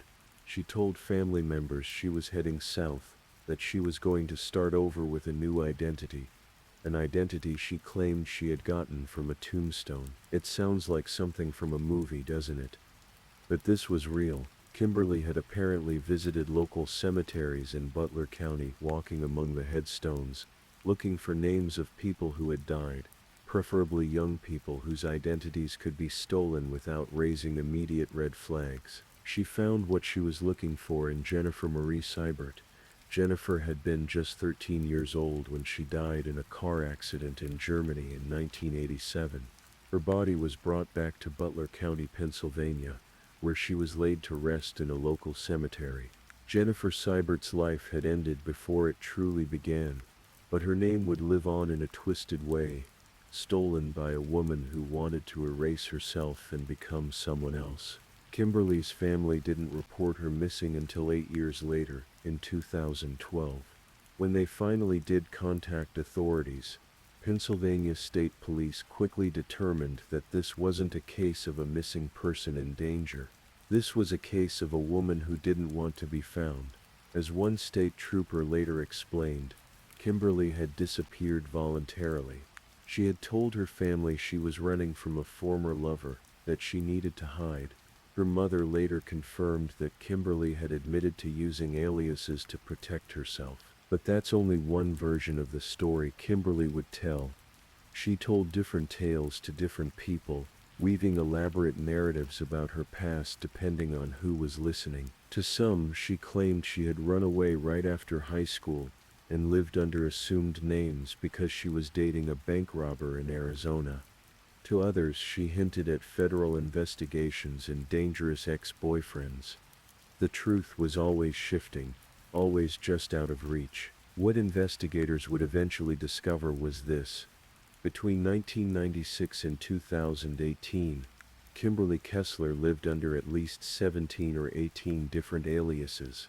She moved to 33 cities across 14 states. She worked a variety of jobs, often as a hairstylist because it was a profession where you could move from salon to salon without raising too many questions, where cash payments were common, where you could maintain a level of anonymity while still earning a living. She left a trail of confused landlords, concerned employers, and bewildered acquaintances in her wake. One doctor in Minnesota, a man named Bill Dunn, who had rented an apartment to Kimberly when she was going by the name Jennifer Seibert, would later tell investigators that she had obvious personality disorders.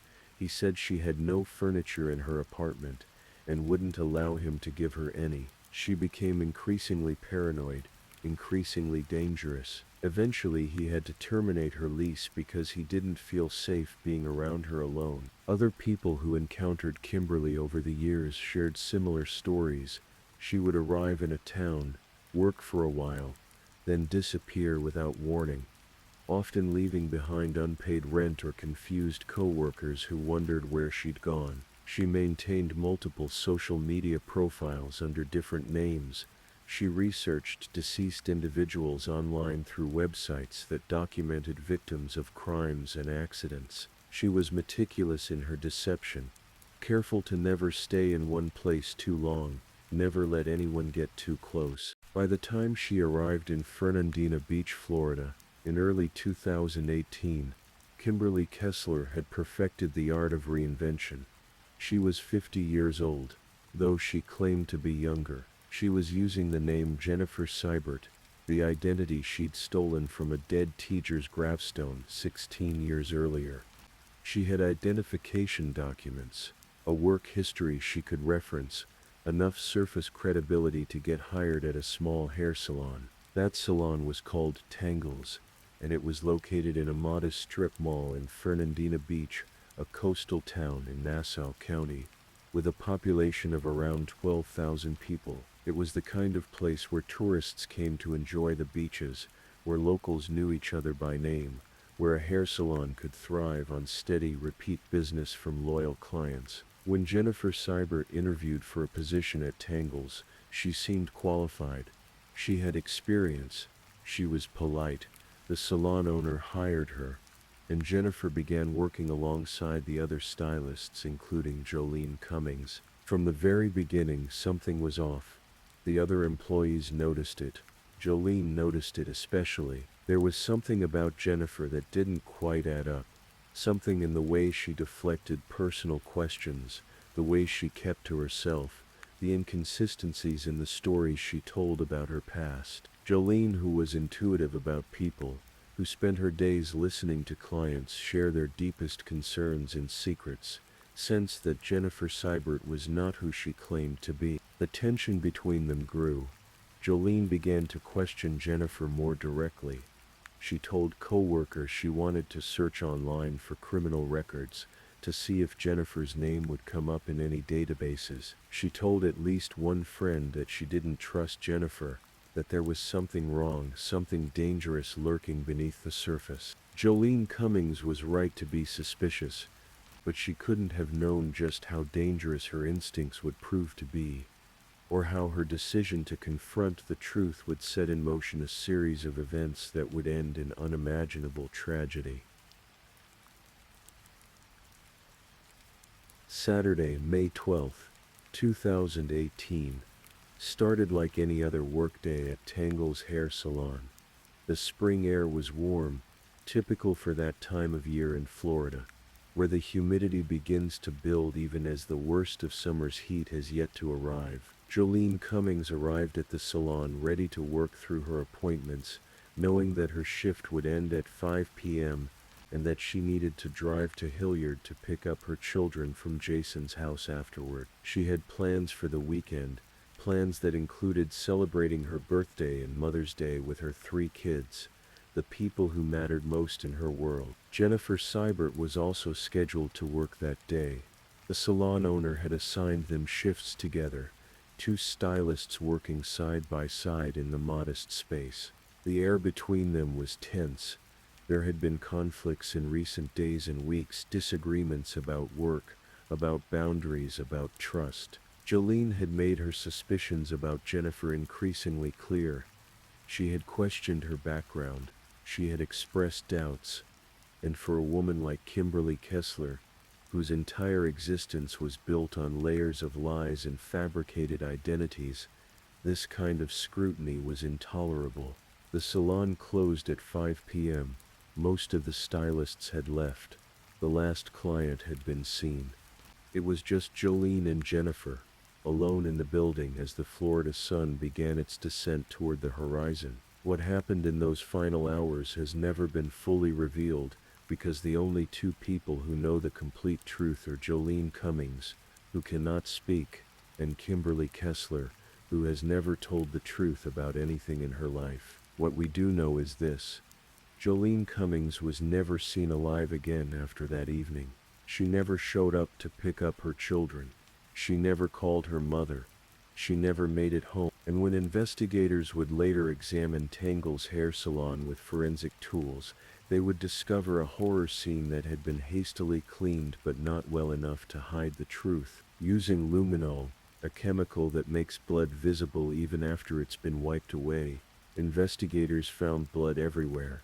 On the walls, on the chairs, on the cabinets, on the sink. The entire salon lit up under the luminol spray, revealing the ghostly evidence of violence, of a struggle, of something terrible that had happened in that space. The blood was tested. It belonged to Jolene Cummings. The amount of blood suggested catastrophic injuries. There was, in the words of one investigator, no doubt that this was not just a crime scene but a homicide scene. Jennifer Seibert disappeared that same evening. She didn't show up for work the next day, Sunday, May 13th. When the salon owner tried to contact her, Jennifer sent a message saying she was leaving town, claiming she was afraid of an ex-boyfriend who was tracking her. It was one more lie in an endless web of deception. But Jennifer had made mistakes.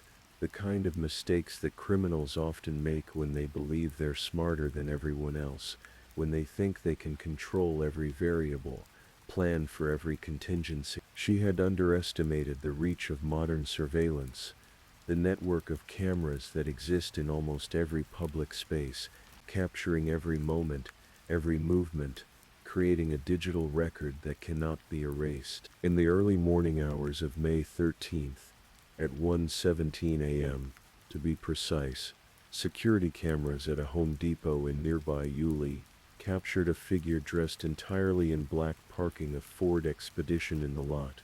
The person exited the vehicle and walked away. The investigators would later identify that vehicle as Jolene Cummings' SUV. The figure in black was Jennifer Seibert, or more accurately, Kimberly Kessler. The cameras followed her as she walked to a nearby gas station. She purchased a bottle of water. She used a credit card, leaving a digital record. She called a taxi, which arrived and picked her up. The taxi driver would later tell investigators that he drove her back to Tangle's hair salon, where she got into her own vehicle and drove away. He remembered her face, remembered the details. He saw scratches on her cheek, marks that looked fresh, that suggested a struggle.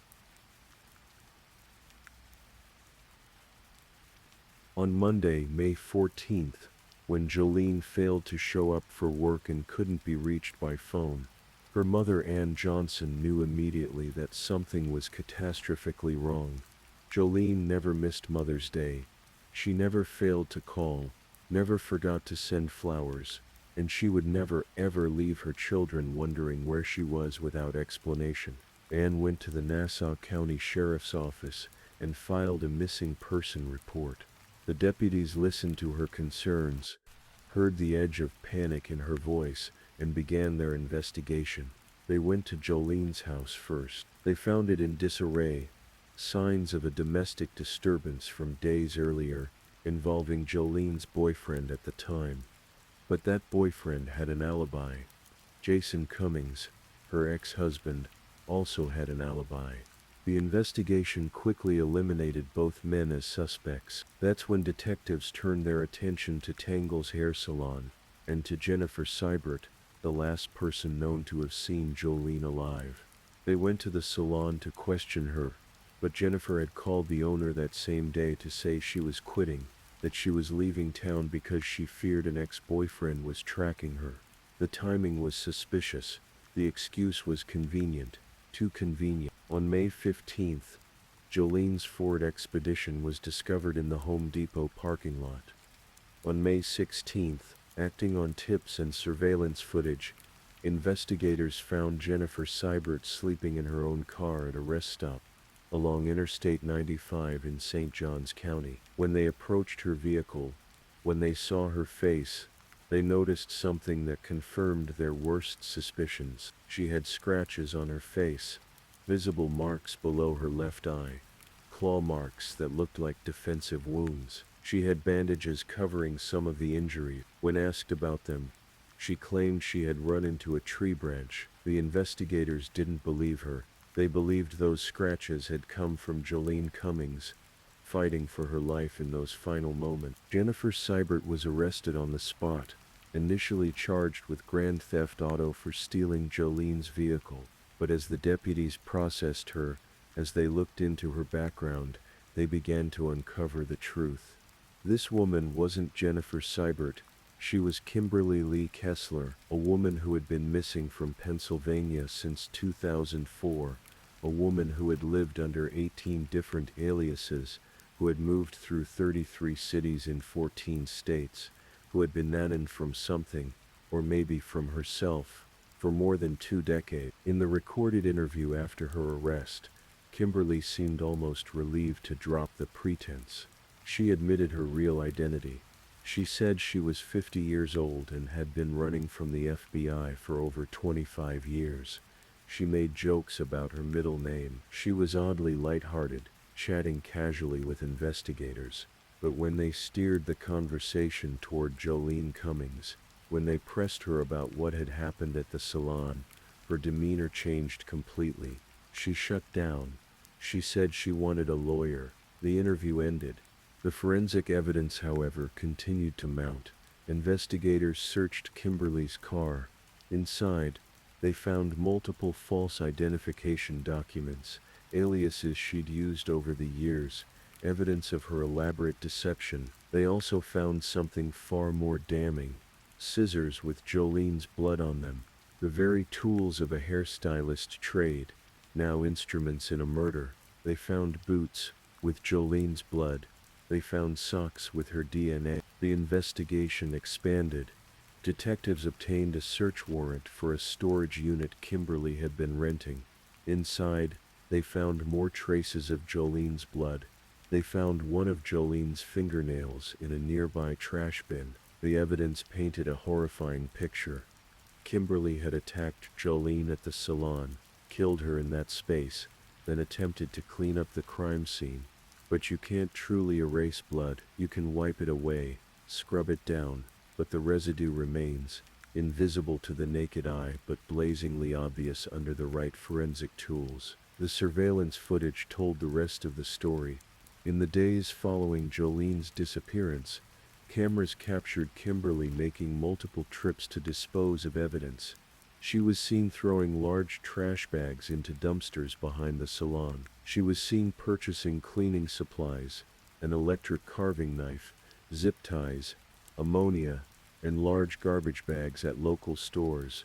The timeline was damning. She had bought these items in the 24-hour period when Jolene vanished. But perhaps most chilling was Kimberly's internet search history. 2 weeks before Jolene disappeared, Kimberly had begun researching how to get away with murder. She searched terms like K-worker guilty of murder, missing person, body not found. She was planning, preparing, studying how others had tried to commit this kind of crime and what had happened to them. After Jolene was reported missing, Kimberly searched for her name 457 times over a 48-hour period. She searched Jolene Cummings, no body, no crime, trying to gauge whether investigators had any leads, whether her plan was working, whether she could actually get away with murder if the body was never found. It was clear that this was not a crime of passion, not a sudden explosion of violence. This was premeditated. This was planned. Kimberly Kessler had decided to kill Jolene Cummings, and she had taken steps to ensure she could dispose of the body in a way that might never lead back to her. On May 22nd, just days after Kimberly's arrest, Nassau County Sheriff Bill Leeper held a press conference. His words were measured but clear. He said they had evidence that led them to believe Jolene was not alive. He stopped short of calling it a murder investigation at that moment, but everyone understood what he meant. Then in September of 2018, the charges were upgraded. Kimberly Kessler was indicted for first-degree murder in the death of Jolene Cummings. She had stolen Jolene's car, she had stolen her life, and now she would face justice for it. But even in custody, Kimberly continued to manipulate and disrupt. She refused to cooperate with her own defense attorneys. She began a hunger strike, dropping from nearly 200 pounds down to a skeletal 74 pounds, so emaciated that she had to be wheeled into court. She stripped naked in her cell. She smeared feces on the walls. She threw feces at jail employees. She was charged with additional crimes for battery against guards. During court appearances, she would scream and rant, insisting that her former public defender was Jolene Cummings' cousin, a claim that was investigated and found to be completely false. Her behavior was so disruptive that she had to be removed from the courtroom repeatedly, eventually being held in a separate room during proceedings while connected via video. Defense attorneys argued she was mentally incompetent to stand trial. Doctors evaluated her. She was sent to Florida State Hospital for treatment. In July of 2019, a judge declared her incompetent, but by March of 2020 that ruling was reversed. The judge determined that Kimberly's behavior was volitional, meaning it was intentional, a choice she was making to disrupt the proceedings rather than evidence of true mental illness. He said her actions were the result of a personality disorder, not psychosis or incompetence. She was, he decided, capable of understanding the charges against her and assisting in her own defense, even if she chose not to do so. Finally, in late November of 2021, more than 3.5 years after Jolene disappeared, jury selection began for Kimberly Kessler's trial. The process took several days. Eventually, a panel of 12 jurors and 2 alternates were chosen. 8 women and 4 men, including 4 people of color. They would be tasked with determining Kimberly's fate. The trial began on December 6, 2021, at the Nassau County Courthouse. Prosecutors laid out their case methodically, walking the jury through the timeline, the evidence, the surveillance footage. They showed the jurors the blood evidence from the salon, the scissors and boots with Jolene's DNA, the internet searches that demonstrated premeditation. They called witnesses who testified about the tension between Jolene and Kimberly, about Jolene's suspicions in her final days, about the scratches on Kimberly's face when she was arrested. They explained how Kimberly had purchased cleaning supplies and tools that could be used to dismember a body. They showed receipts for the electric carving knife, the zip ties, the garbage bags. They played the surveillance footage of Kimberly dumping large trash bags into dumpsters, struggling with their weight, clearly disposing of something significant. The defense had a difficult task. They couldn't deny the physical evidence. The blood was Jolene's. The DNA was conclusive. The surveillance footage was clear. So they argued instead that the murder was not premeditated, that Jolene and Kimberly had gotten into a physical altercation, and that Kimberly had acted in self-defense. They suggested the blood evidence was the result of Kimberly defending herself, not evidence of a planned attack. It was a weak argument, and the jury saw through it. On December 9th, after just over an hour of deliberations, the verdict came back. Guilty. Guilty of first-degree murder. Guilty of grand theft auto. Kimberly Kessler showed no emotion as the verdict was read. Her family, or what remained of them who were willing to attend, sat in stunned silence. But Ann Johnson, Jolene's mother, finally felt a measure of justice. She had waited 3.5 years for this moment. On January 27, 2022, Kimberly Kessler was sentenced to life in prison without the possibility of parole. The judge's words were final. She would never walk free again. She would spend the rest of her life in the Florida state prison system, a small cell replacing the endless movement and reinvention that had defined her adult life. Nassau County Sheriff Bill Leeper held another press conference after the sentencing. His words were blunt, unvarnished. He said he believed this wasn't Kimberly's first murder. He called her evil, evil in the flesh. He expressed his conviction that somewhere in her decades of movement across the country, in those 33 cities and 14 states, there were likely other victims, other people who crossed her path and paid the ultimate price. There's no proof of other murders. Kimberly has never been charged with any other homicides. But the sheriff's words echoed what many people had been thinking. How does someone become this? How does a woman spend more than 20 years hiding, running, reinventing, committing fraud and identity theft on a massive scale, without other serious crimes occurring along the way? There were hints in the evidence. Interviews with people from Kimberly's past revealed disturbing patterns.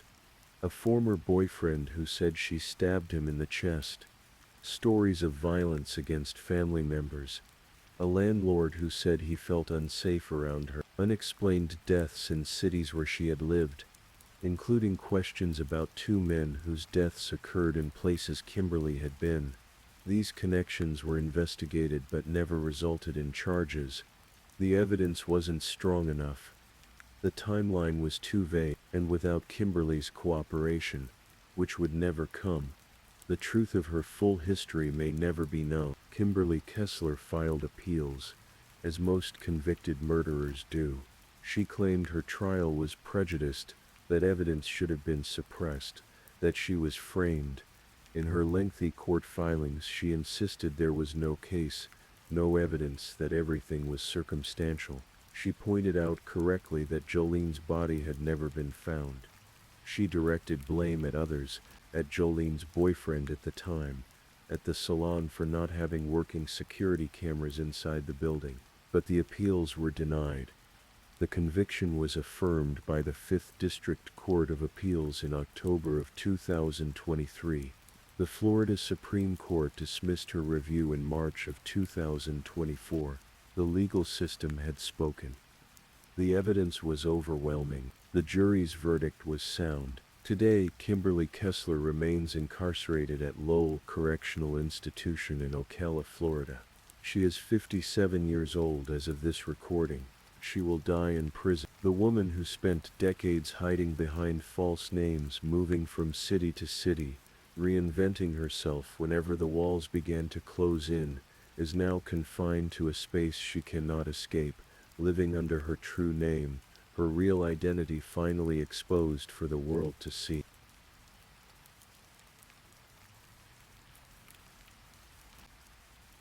But this story isn't really about Kimberly Kessler, is it?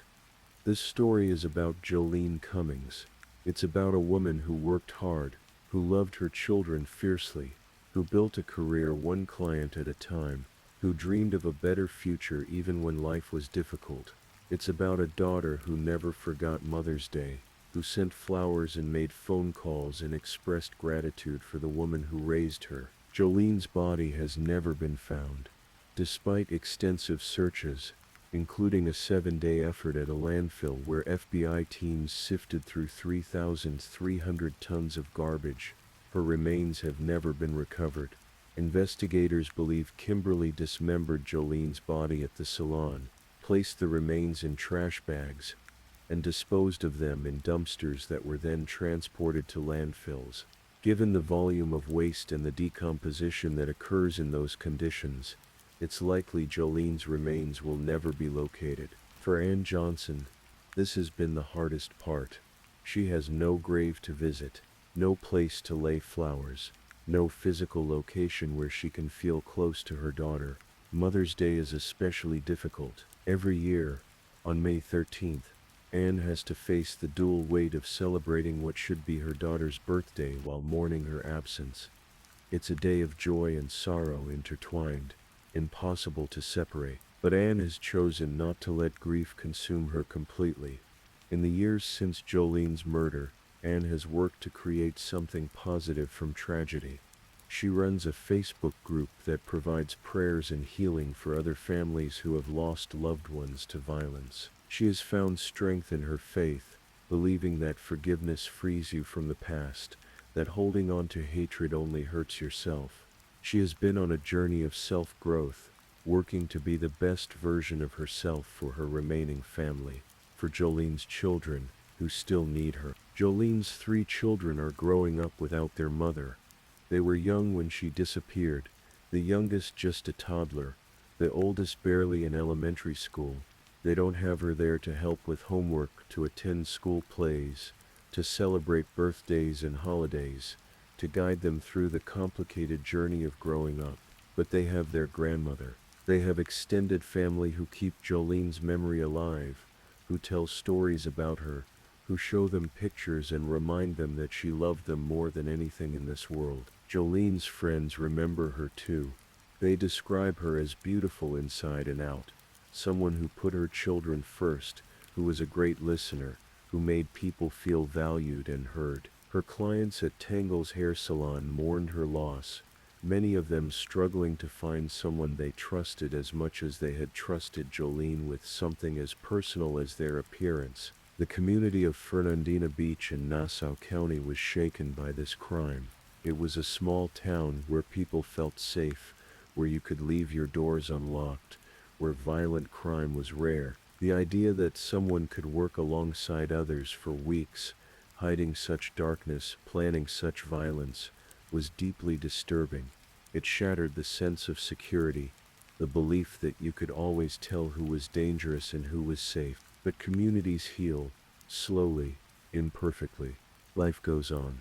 Tangle's hair salon continued to operate, though the memory of what happened there will never fully fade. New stylists came to work there, unaware at first of the tragedy that unfolded in that space, then learning the story and carrying it with them as they went about their work.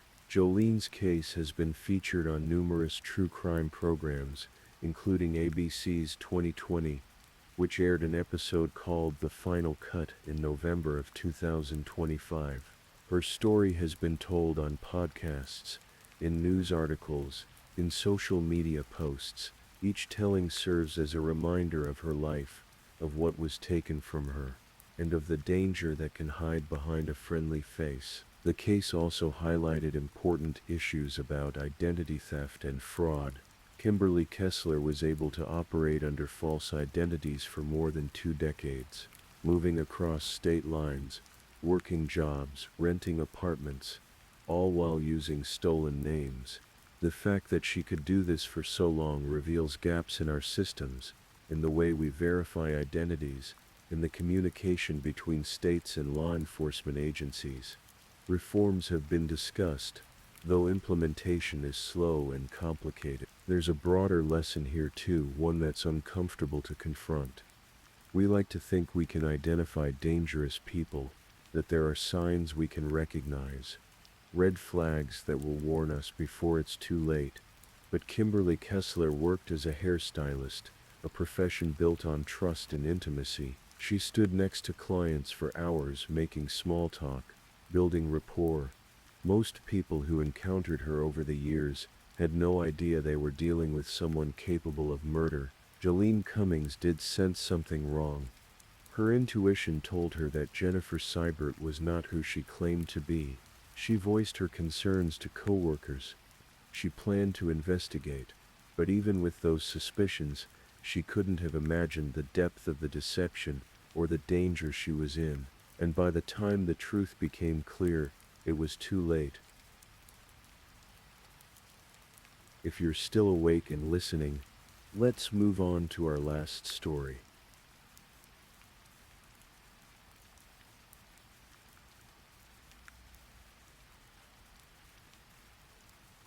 Story 5. Tonight we'll explore a case that touched the heart of a nation, not with urgency or alarm, but with the gentle reverence it deserves. This is the story of Samantha Runyon, a 5-year-old girl whose brief life became a catalyst for change, whose memory inspired protection for countless other children. So, we'll walk through this story together, slowly, carefully, honoring every detail while you find your peace in the telling. The summer of 2002 arrived in Southern California, with all the warmth and promise that the season brings. In the city of Stanton, nestled in Orange County, just west of Anaheim, life moved at the unhurried pace of July afternoons. Children played outside until the golden light began to fade. Families gathered on patios and in small yards, savoring the last hours of daylight. Samantha Bree Runyon was born on July 26, 1996 in Boston, Massachusetts. By 2002, she and her mother Erin had made their home in Stanton, in a condominium complex called Smoke Tree. It was a modest, quiet place, the kind of neighborhood where children could be children, where scraped knees and shared laughter filled the summer air. Samantha was 5 years old that July, with just 11 days remaining until her 6th birthday. Those who knew her remember a child full of light. She loved to put on performances for her family, tap dancing across living room floors, her small feet creating rhythms only she could hear. She adored dressing up in princess costumes, twirling in imaginary ballrooms. Sunflowers captivated her. Their bright faces turned toward the sun mirrored something in her own nature, something joyful and unguarded. On the 15th of July, a Monday, Samantha had enjoyed what can only be described as a perfect day. She spent time with her grandparents, and together they drove to the pier, where they shared ice cream and watched the ocean stretch endlessly toward the horizon. It was the kind of simple, beautiful day that childhood is made of, the kind that later becomes precious beyond measure and memory. When they returned home that evening, Samantha was eager to play. At around 6:30 in the evening, she went outside to the front courtyard of the apartment complex. Her friend Sarah Ann, who was 6 years old and lived nearby, joined her. The two girls were playing a board game on the lawn, their voices bright with the easy joy of friendship. The evening was warm, the sky still holding light. Everything felt safe. Everything felt right. But sometimes, the world shifts in an instant. Sometimes, evil arrives on an ordinary evening, in an ordinary place, wearing an ordinary face. Sarah would later remember the green car. She would remember how it passed by them once, slowly, then circled the block and came back. At the time, it seemed like nothing, just another vehicle in the neighborhood. But children notice things. They remember details that adults might miss. The car stopped near where the girls were playing. A man got out. He was Hispanic, with slicked back brown hair and a mustache. He wore a powder blue button-down shirt. His appearance was unremarkable, forgettable, the kind of face that might blend into any crowd. He approached the girls with a question. "Have you seen a little puppy?" he asked. It was an old trick, a time-worn lure. Most children are taught to be wary of strangers, but the mention of a lost puppy, something small and helpless, something that needed help, could make even the most cautious child pause. Samantha asked about the puppy's size. She was curious, kind-hearted. In that moment, she was simply a little girl who loved animals and wanted to help. And then, in the space of a heartbeat, everything changed. The man grabbed Samantha. She screamed. She kicked. She struggled with all the strength her small body possessed. Sarah watched in horror as her friend was lifted, thrown into the back seat of the green car. Samantha's screams cut through the evening air. Desperate, terrified cries for help. Through it all, Samantha continued to fight. Even as the man forced her into the vehicle, even as he climbed into the driver's seat, she resisted. And then, for just a moment, as the car began to pull away, Samantha looked at Sarah through the window. Their eyes met. One last connection between two friends. One last moment of recognition before the green car sped away, carrying Samantha into the gathering dusk. Sarah ran. She ran to tell her mother what had happened. Within minutes, Erin Runyon rushed outside, but she was too late. The car was gone. Her daughter was gone. By 7 o'clock that evening, the Orange County Sheriff's Department had been notified. By nightfall, a massive search operation was underway. In those first hours, hope remained. More than 150 deputies from the Sheriff's Department mobilized. 30 FBI agents joined the effort. Helicopters circled overhead, their searchlights cutting through the darkness. Bloodhounds were brought in to track any scent. Officers went door to door throughout the neighborhood, speaking with residents, checking security cameras, searching for any clue, any lead. A nationwide alert went out. Given Stanton's proximity to the Mexican border, authorities in Mexico were also contacted. Every law enforcement agency in the region understood the urgency. A 5-year-old girl had been taken. Every minute mattered. Erin Runyon stood on the lawn outside her apartment complex and spoke to the media. Her face was streaked with tears, her voice breaking with desperate hope. She pleaded with the man who had taken her daughter. "Please," she said, "bring her home." She pleaded with the public for help, for any information, for someone, somewhere, to have seen something. Sarah Ann, though only 6 years old herself, proved to be an extraordinary witness. She provided investigators with detailed descriptions of the man and his car. She worked with a sketch artist, and together they created a composite drawing of the suspect. The description was clear. Hispanic male, 25 to 40 years old, slicked back brown hair, mustache, wearing a powder blue shirt, The vehicle was a two-door, light green car with chrome wheels, possibly a Honda or Acura. Sarah had noticed an H on the car, a detail that would prove significant. Throughout that night and into the next day, the search continued. Officers combed through neighborhoods, followed up on tips, interviewed potential witnesses. Erin Runyon remained in front of the cameras, her face becoming a symbol of every parent's worst nightmare. The entire community rallied, hoping for a miracle, praying for Samantha's safe return. But sometimes prayers go unanswered.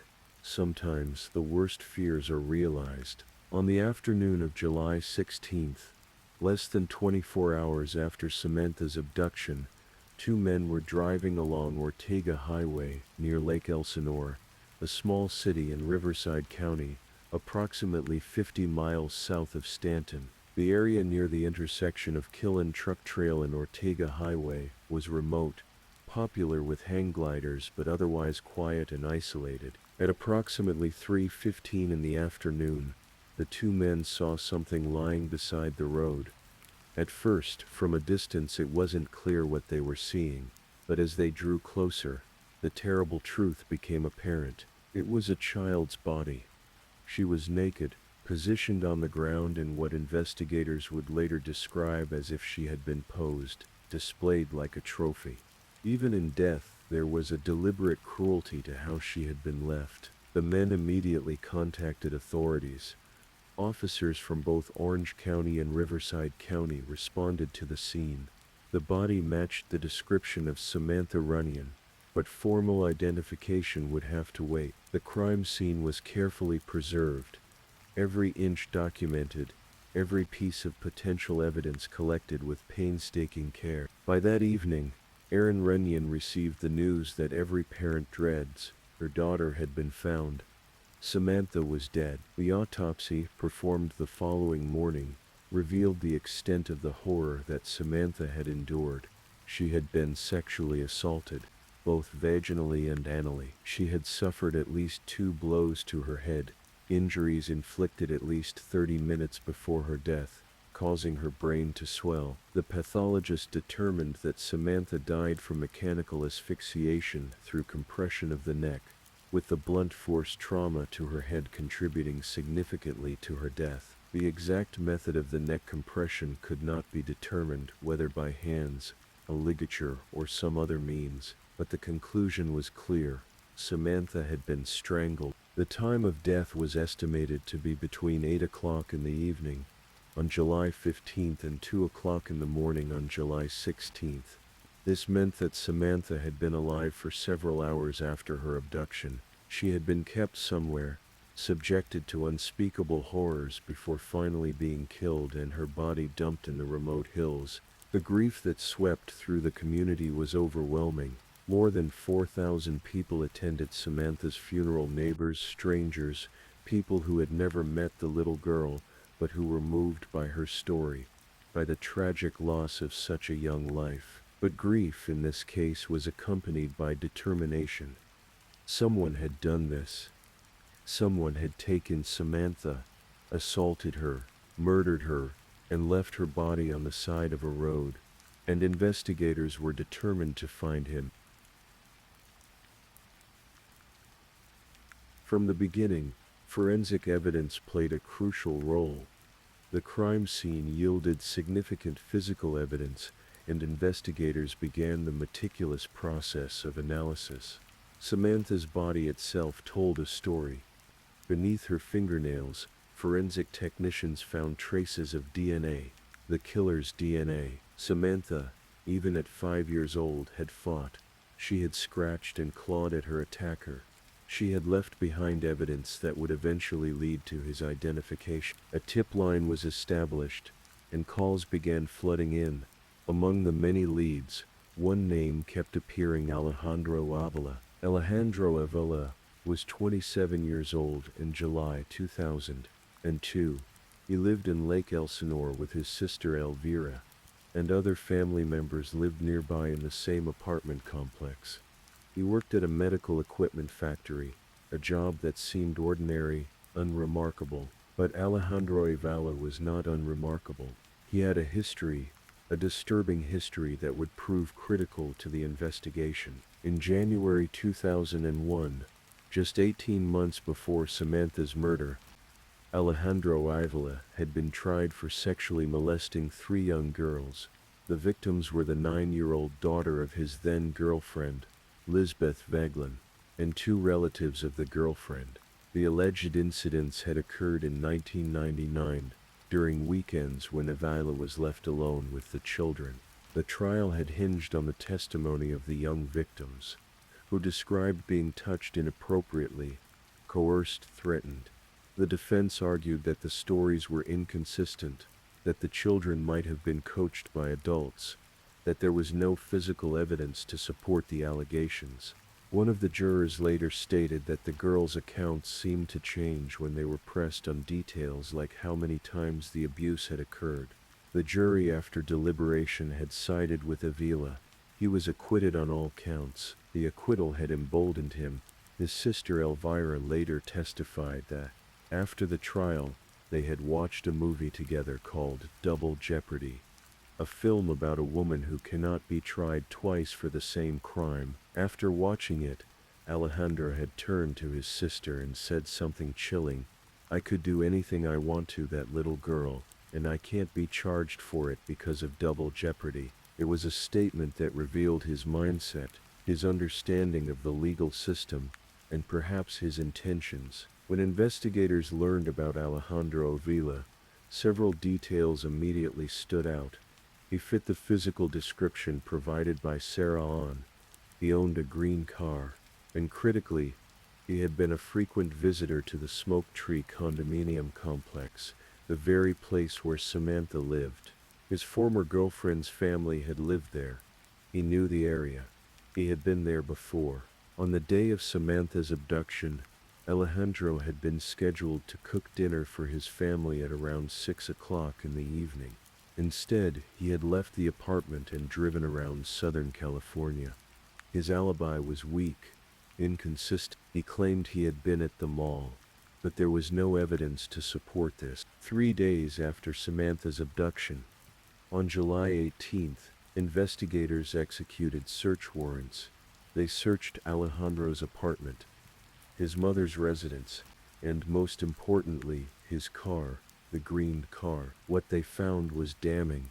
Inside Alejandro's vehicle, forensic technicians discovered Samantha's DNA. It was found on the inside of the car door, in a small amount of clear liquid that was consistent with tears or mucus. The child had cried in that car. She had left traces of herself behind, and beneath Samantha's fingernails the DNA matched Alejandro Avila. The forensic evidence was overwhelming. The connection was undeniable. On July 18, 2002, Alejandro Avila was arrested and charged with kidnapping, murder, and 2 counts of forcible lewd acts on a child. As the investigation deepened, authorities uncovered more disturbing details about Alejandro Avila's life and mindset. A search of his laptop computer revealed extensive collections of child pornography. He had been actively seeking out and downloading images and videos of child sexual abuse. Further investigation revealed that Alejandro had been communicating online with other individuals who shared his illicit interest in children. In these communications, he had openly discussed his own actions.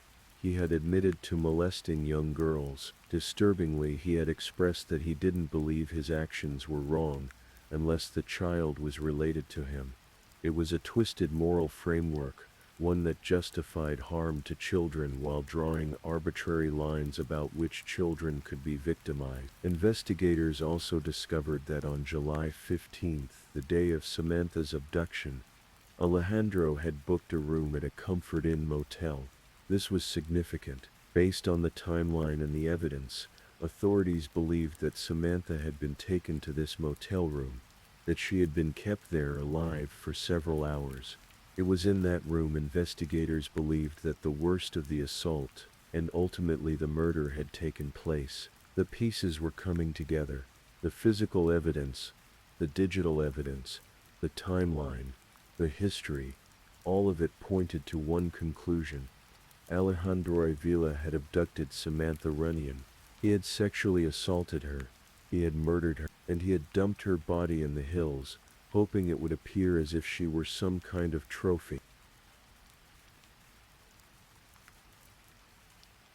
The case went to trial in March 2005, nearly 3 years after Samantha's death. The trial took place in Santa Ana, in Orange County Superior Court, before Judge William Froberg. The proceedings were closely watched both locally and nationally. The story of Samantha Runyon had captured public attention from the beginning, and now, finally, there would be accountability. Alejandro Avila's defense team, led by public defenders Denise Gregg and Philip Zaleski, argued that the prosecution's case was weak and circumstantial. They challenged the DNA evidence, suggesting it had been improperly collected or analyzed. They even went so far as to suggest that evidence found in Avila's car had been planted by investigators, a claim prosecutors vehemently denied. The defense argued that the timeline didn't work, that it would have been impossible for Alejandro to have committed all these crimes in the time frame the prosecution alleged. They called witnesses who had stayed at the Comfort Inn that same night, who testified they had not seen Alejandro with a child. They brought their own forensic experts to cast doubt on the time of death estimates, but the prosecution's case was strong. Assistant District Attorney David Brandt presented the DNA evidence methodically, showing how Samantha's genetic material was found in Avila's car and how Avila's DNA was found under Samantha's fingernails. The probability of these matches being coincidental was infinitesimal. The prosecution also presented evidence of Avila's prior molestation accusations. Despite his acquittal in 2001, Judge Froberg ruled that testimony from the 3 previous alleged victims could be heard. The girls, now older, described in detail the pattern of abuse, a pattern that bore disturbing similarities to what had happened to Samantha. They testified about medical tubing and equipment used in the assaults, details specific enough to establish a signature, a method. This testimony was crucial. It established that Alejandro Avila had a predisposition towards sexually abusing young girls. It suggested a motive for why he might have killed Samantha, to avoid another trial, another accusation, another potential conviction. Sarah Ahn also took the witness stand. Now 9 years old, she clutched a stuffed animal as she testified. She described the day her friend was taken, how the green car had passed by once, then circled back, how the man had asked about a puppy, how he had suddenly grabbed Samantha and thrown her into the car. When she was in the car, Sarah said, her voice small but clear, "She just looked at me." The courtroom was silent. The image of that final look between 2 friends was heartbreaking. Throughout the trial, Alejandro Avila showed no emotion. He sat at the defense table, his expression blank, his demeanor detached. When given the opportunity to speak or to show remorse, he declined.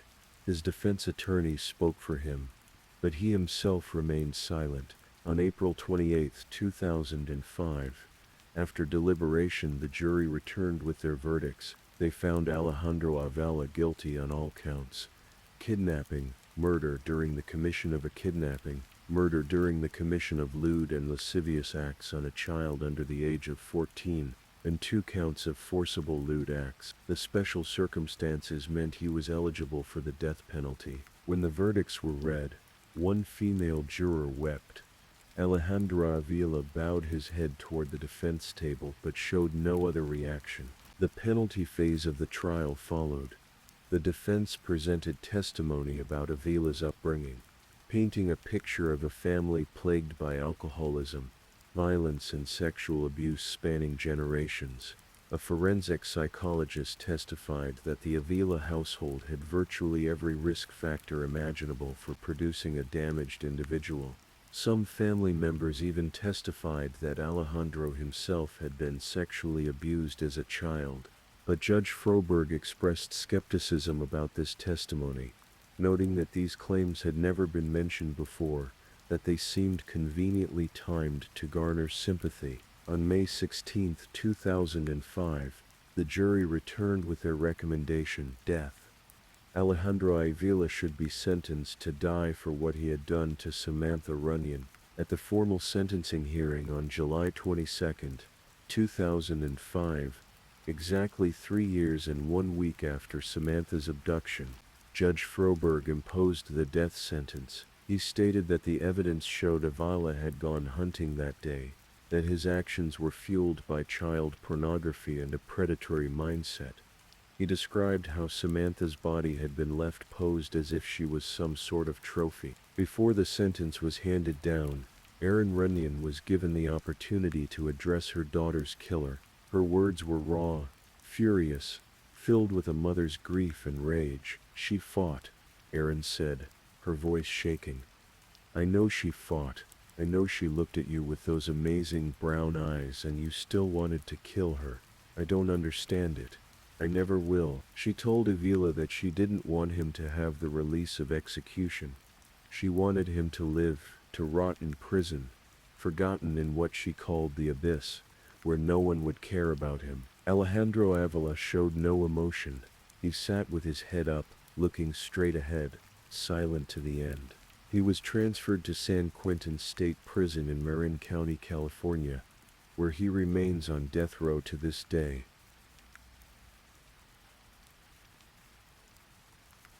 In the aftermath of Samantha's murder, Erin Runyon faced an impossible choice: to be consumed by grief or to find a way forward, to create meaning from the meaningless, to ensure that her daughter's brief life would matter. She chose the latter. In the months following Samantha's death, Erin founded the Joyful Child Foundation, a non-profit organization dedicated to preventing crimes against children. The foundation's mission is to educate, empower, and unite families and communities in protecting children from abuse, violence, exploitation, and abduction. Erin threw herself into understanding how such tragedies happen, and more importantly, how they can be prevented. She studied child development, child psychology, and the dynamics of abuse.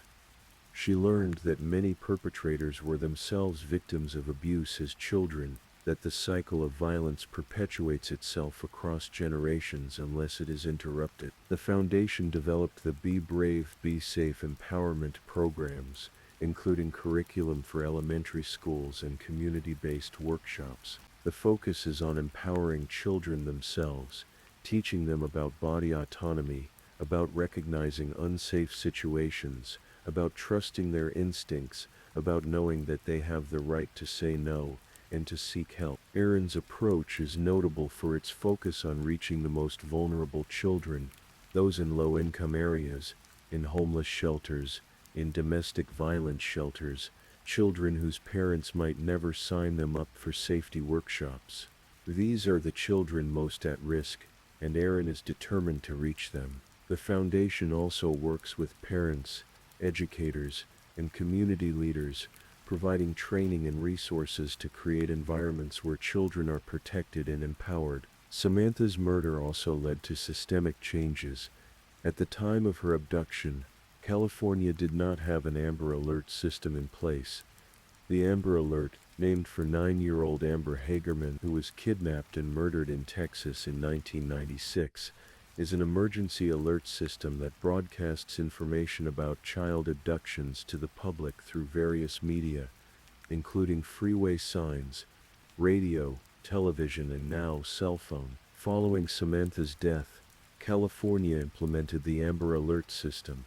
Just weeks after it was activated, 2 teenage girls in Quartz Hills were kidnapped and assaulted. Vigilant drivers, seeing the alert on freeway signs, spotted the suspect vehicle and notified authorities. Officers engaged in a gun battle with the kidnapper and successfully rescued the girls from what appeared to be imminent danger. Erin Runyon has said, "I'd like to think it wasn't for nothing. A lot of children have been protected because of her. She was the catalyst for the California Amber Alert." The foundation hosts annual events, including the Brave Race, a 5-kilometer run that raises funds for the foundation's programs. The race is named after Samantha's favorite motto, "Be brave." It's a fitting tribute to a little girl who in her final moments fought with all her strength, who left behind evidence that would bring her killer to justice. Erin has also launched a podcast called Let's Talk Joy, in which she discusses lessons learned about finding and protecting joy in the aftermath of unimaginable loss. It's a remarkable testament to resilience, to the human capacity to find light even in the darkest circumstances. 20 years after Samantha's death, Erin continues her advocacy work. She speaks at conferences, trains educators and community leaders, and tirelessly promotes child safety programs. She has transformed her grief into action, her loss into protection for others. As we come to the end of this story, it's worth pausing to reflect on what it means, what we can take from it. The murder of Samantha Runyon is a story of evil, certainly. It's a story of a predator who targeted a vulnerable child, who exploited her kindness and curiosity, who subjected her to horrors no one should ever endure. It's a story of a justice system that failed once in 2001, when it acquitted Alejandro Avila despite the testimony of 3 young girls, and of the tragic consequences of that failure. But it's also a story of resilience, of a 6-year-old witness who provided crucial details despite her fear and trauma, of investigators who worked tirelessly to collect evidence and build a case, of a community that rallied together, that refused to let this crime be forgotten, of a mother who chose to honor her daughter's memory not through endless grief alone, but through action, through protection, through ensuring that other children might be spared. Samantha Runyon lived for only 5 years, but her impact extends far beyond those brief years. The Amber Alert system in California has helped save countless children. The Joyful Child Foundation has educated thousands of families. The programs developed in Samantha's memory have empowered vulnerable children, giving them tools to recognize danger and seek help. In the end, perhaps that's the most important part of this story. That even in the face of tragedy, we can choose how we respond. We can choose to create light from darkness, to protect rather than despair, to transform grief into purpose. Samantha loved sunflowers, those bright faces always turning toward the sun. In a way, that's what her mother has done, turned toward the light, even when surrounded by darkness, turned toward hope, even when confronted with the worst humanity has to offer, turned toward protecting joy, even when joy seems impossibly far away. Thank you so much for spending your night with Midnight Crime Stories. I hope the stories kept you company and helped you drift a little closer to sleep. If you're still awake, leave a final comment. Tell me which story stood out to you the most tonight. Don't forget to like this video and subscribe for more calm, late-night true crime. Sleep well, stay safe, and I'll see you in the next one. Good night.